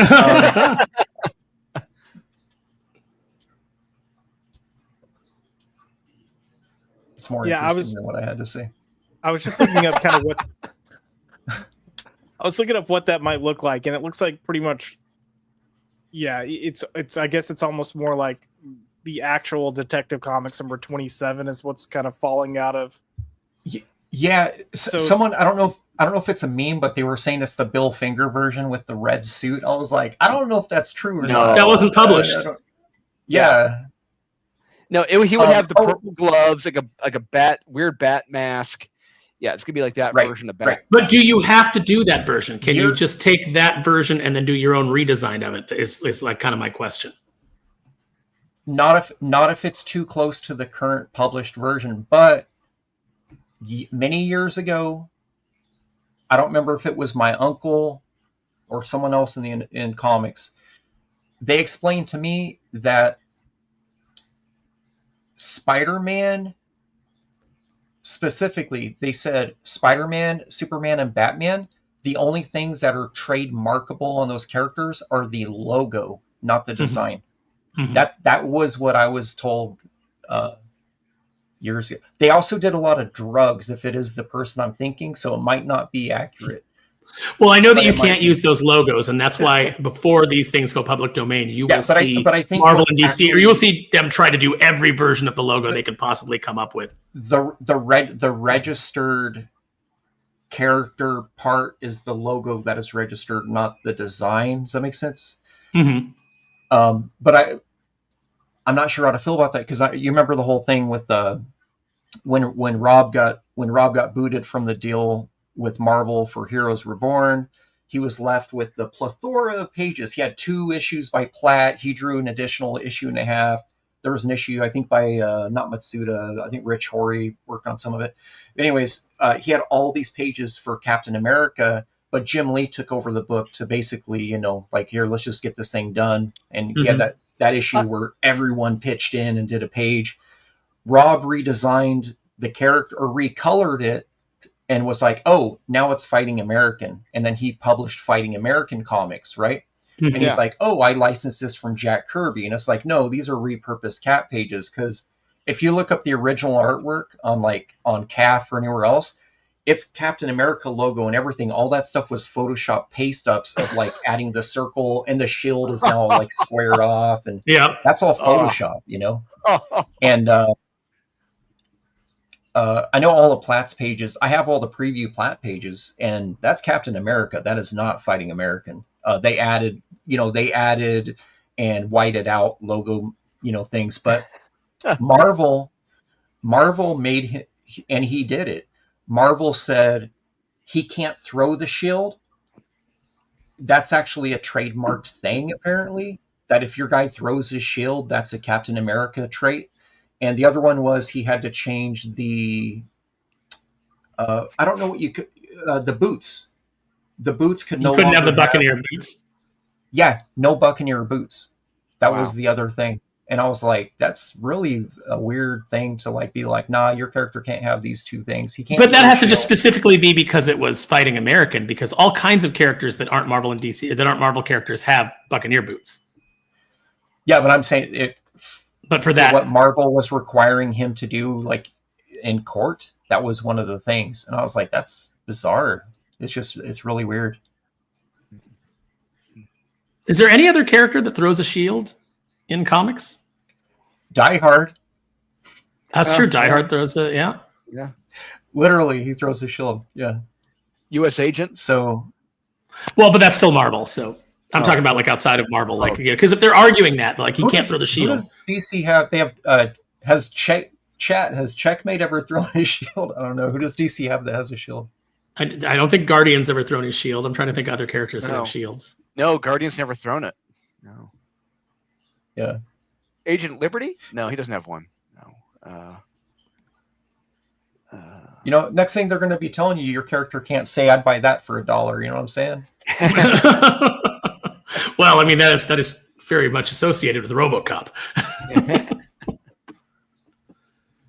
All right, guys. So where are we at right now? I think we're gonna close it out. We are currently at. I'm showing 43-16 with 63 backers. Which is you're 2 shots behind of your terrible drink. Oh God, I threw it out like when I walked away. Like I tossed it. It was so gross. Yeah. What were you drinking, by the way? It was okay. So I'm house sitting for my aunt and uncle right now. Okay. And so they're like, oh, you know, help yourself to anything that's in the fridge. And it was like this Italian ice cherry something vodka, you know. And I was like, oh, this might be good. It was not. It was not good. No bueno. Well, at least it wasn't bacon vodka. Just to be clear, Aaron, that is not your Christmas tree that's growing behind you. No, that's a lemon tree. Okay. And then behind me, I don't know if you guys can see, but like you can't really see it, but behind me is the pool that I've been hanging out at all day. And so house sitting for my aunt and uncle in Huntington Beach is like a spa vacation for me, because it's like the pool, the hot tub, massage chair, 360 shower. It's like the only thing that, like, if you come over, if you were local, Josh, and you came over, like, I'd be in the backyard, you know, robe, little cucumbers on my eyes, just enjoying myself. So it's a mini vacation for me to house sit and to dog sit for them. Nice. I miss it down there. I used to go down to I have an older sister who used to be like in beauty pageants and crap. I would go hang out at her place because all of her hot friends would come over. She was down in she was in Torrance for a bit, and then Redondo Beach. Oh, Redondo. But I would go visit her. You know, all of her friends were like 22, 23. I was like 15.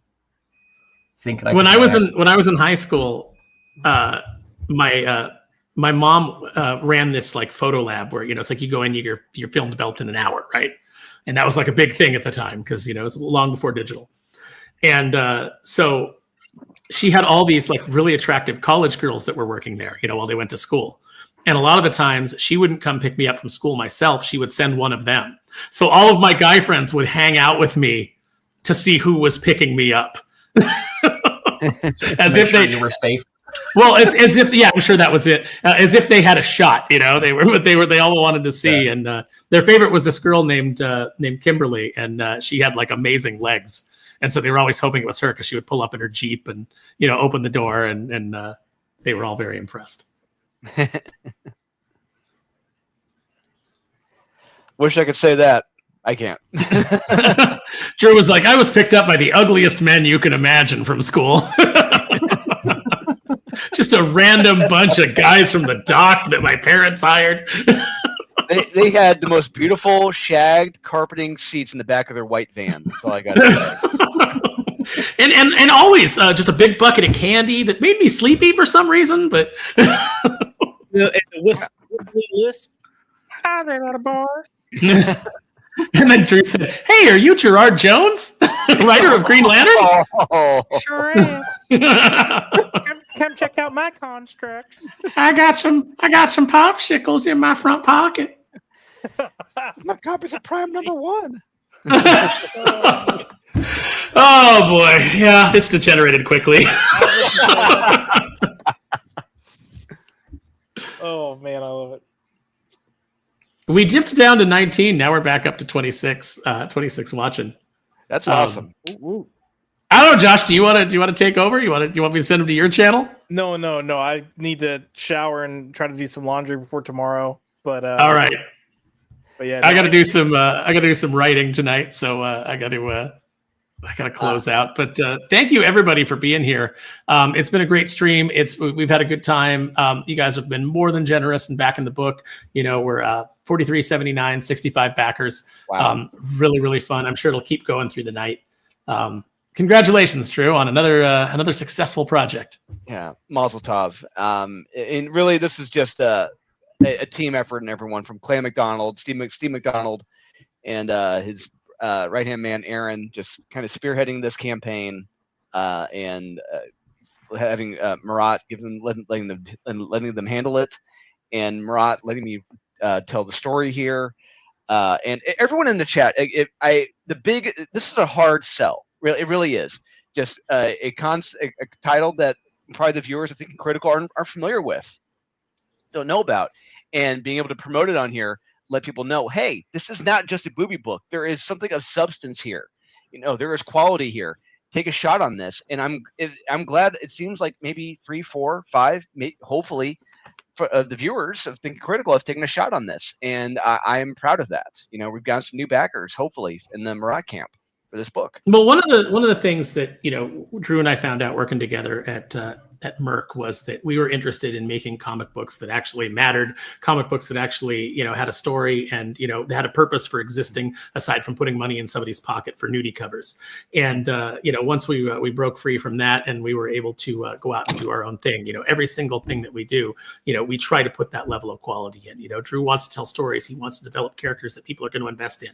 I do as well. You know, everybody here is about comics and is about the making of comics and doesn't just see it as a quick cash grab. So we appreciate everybody who is coming in and joining us on this journey and being part of the team. Yeah, means a lot. And I hope you guys, if people are watching this on a review, I hope you guys do decide to back this within the next 29 days. Yeah, you got a month. You got time for paychecks to come in and get it done. I can attest that there's going to be story in it. I've inked. I feel like it's been a couple hundred pages scripted by Dolan, and most of them have snow for some. Dolan, no more snow. So that's Dolan's trademark. It's like Shane Black setting things at Christmas. Snow and rain. No, I'm just. But yeah, no, definitely very, very good. And I know some of it is the artist too, but no, very good storytelling. Easy to digest, palatable stories from what I can tell. I haven't seen the scripts on these, but I get the pencils. I can visually read it. That means he's doing his job well. I don't need the script. I can just, you know. Yeah. You can tell what's going on. All right, guys. Yeah, thank you so much. Thank you again to Wes for hosting us. Josh, thanks for popping in for the last 15, 20 minutes. Always good to see you, brother. Don't get to see your mug enough. I know. We got we got to do more streams, and we got to get together more in real life. So thank you again, everybody. We're going to close it out, and as I believe in the words of our guest tonight.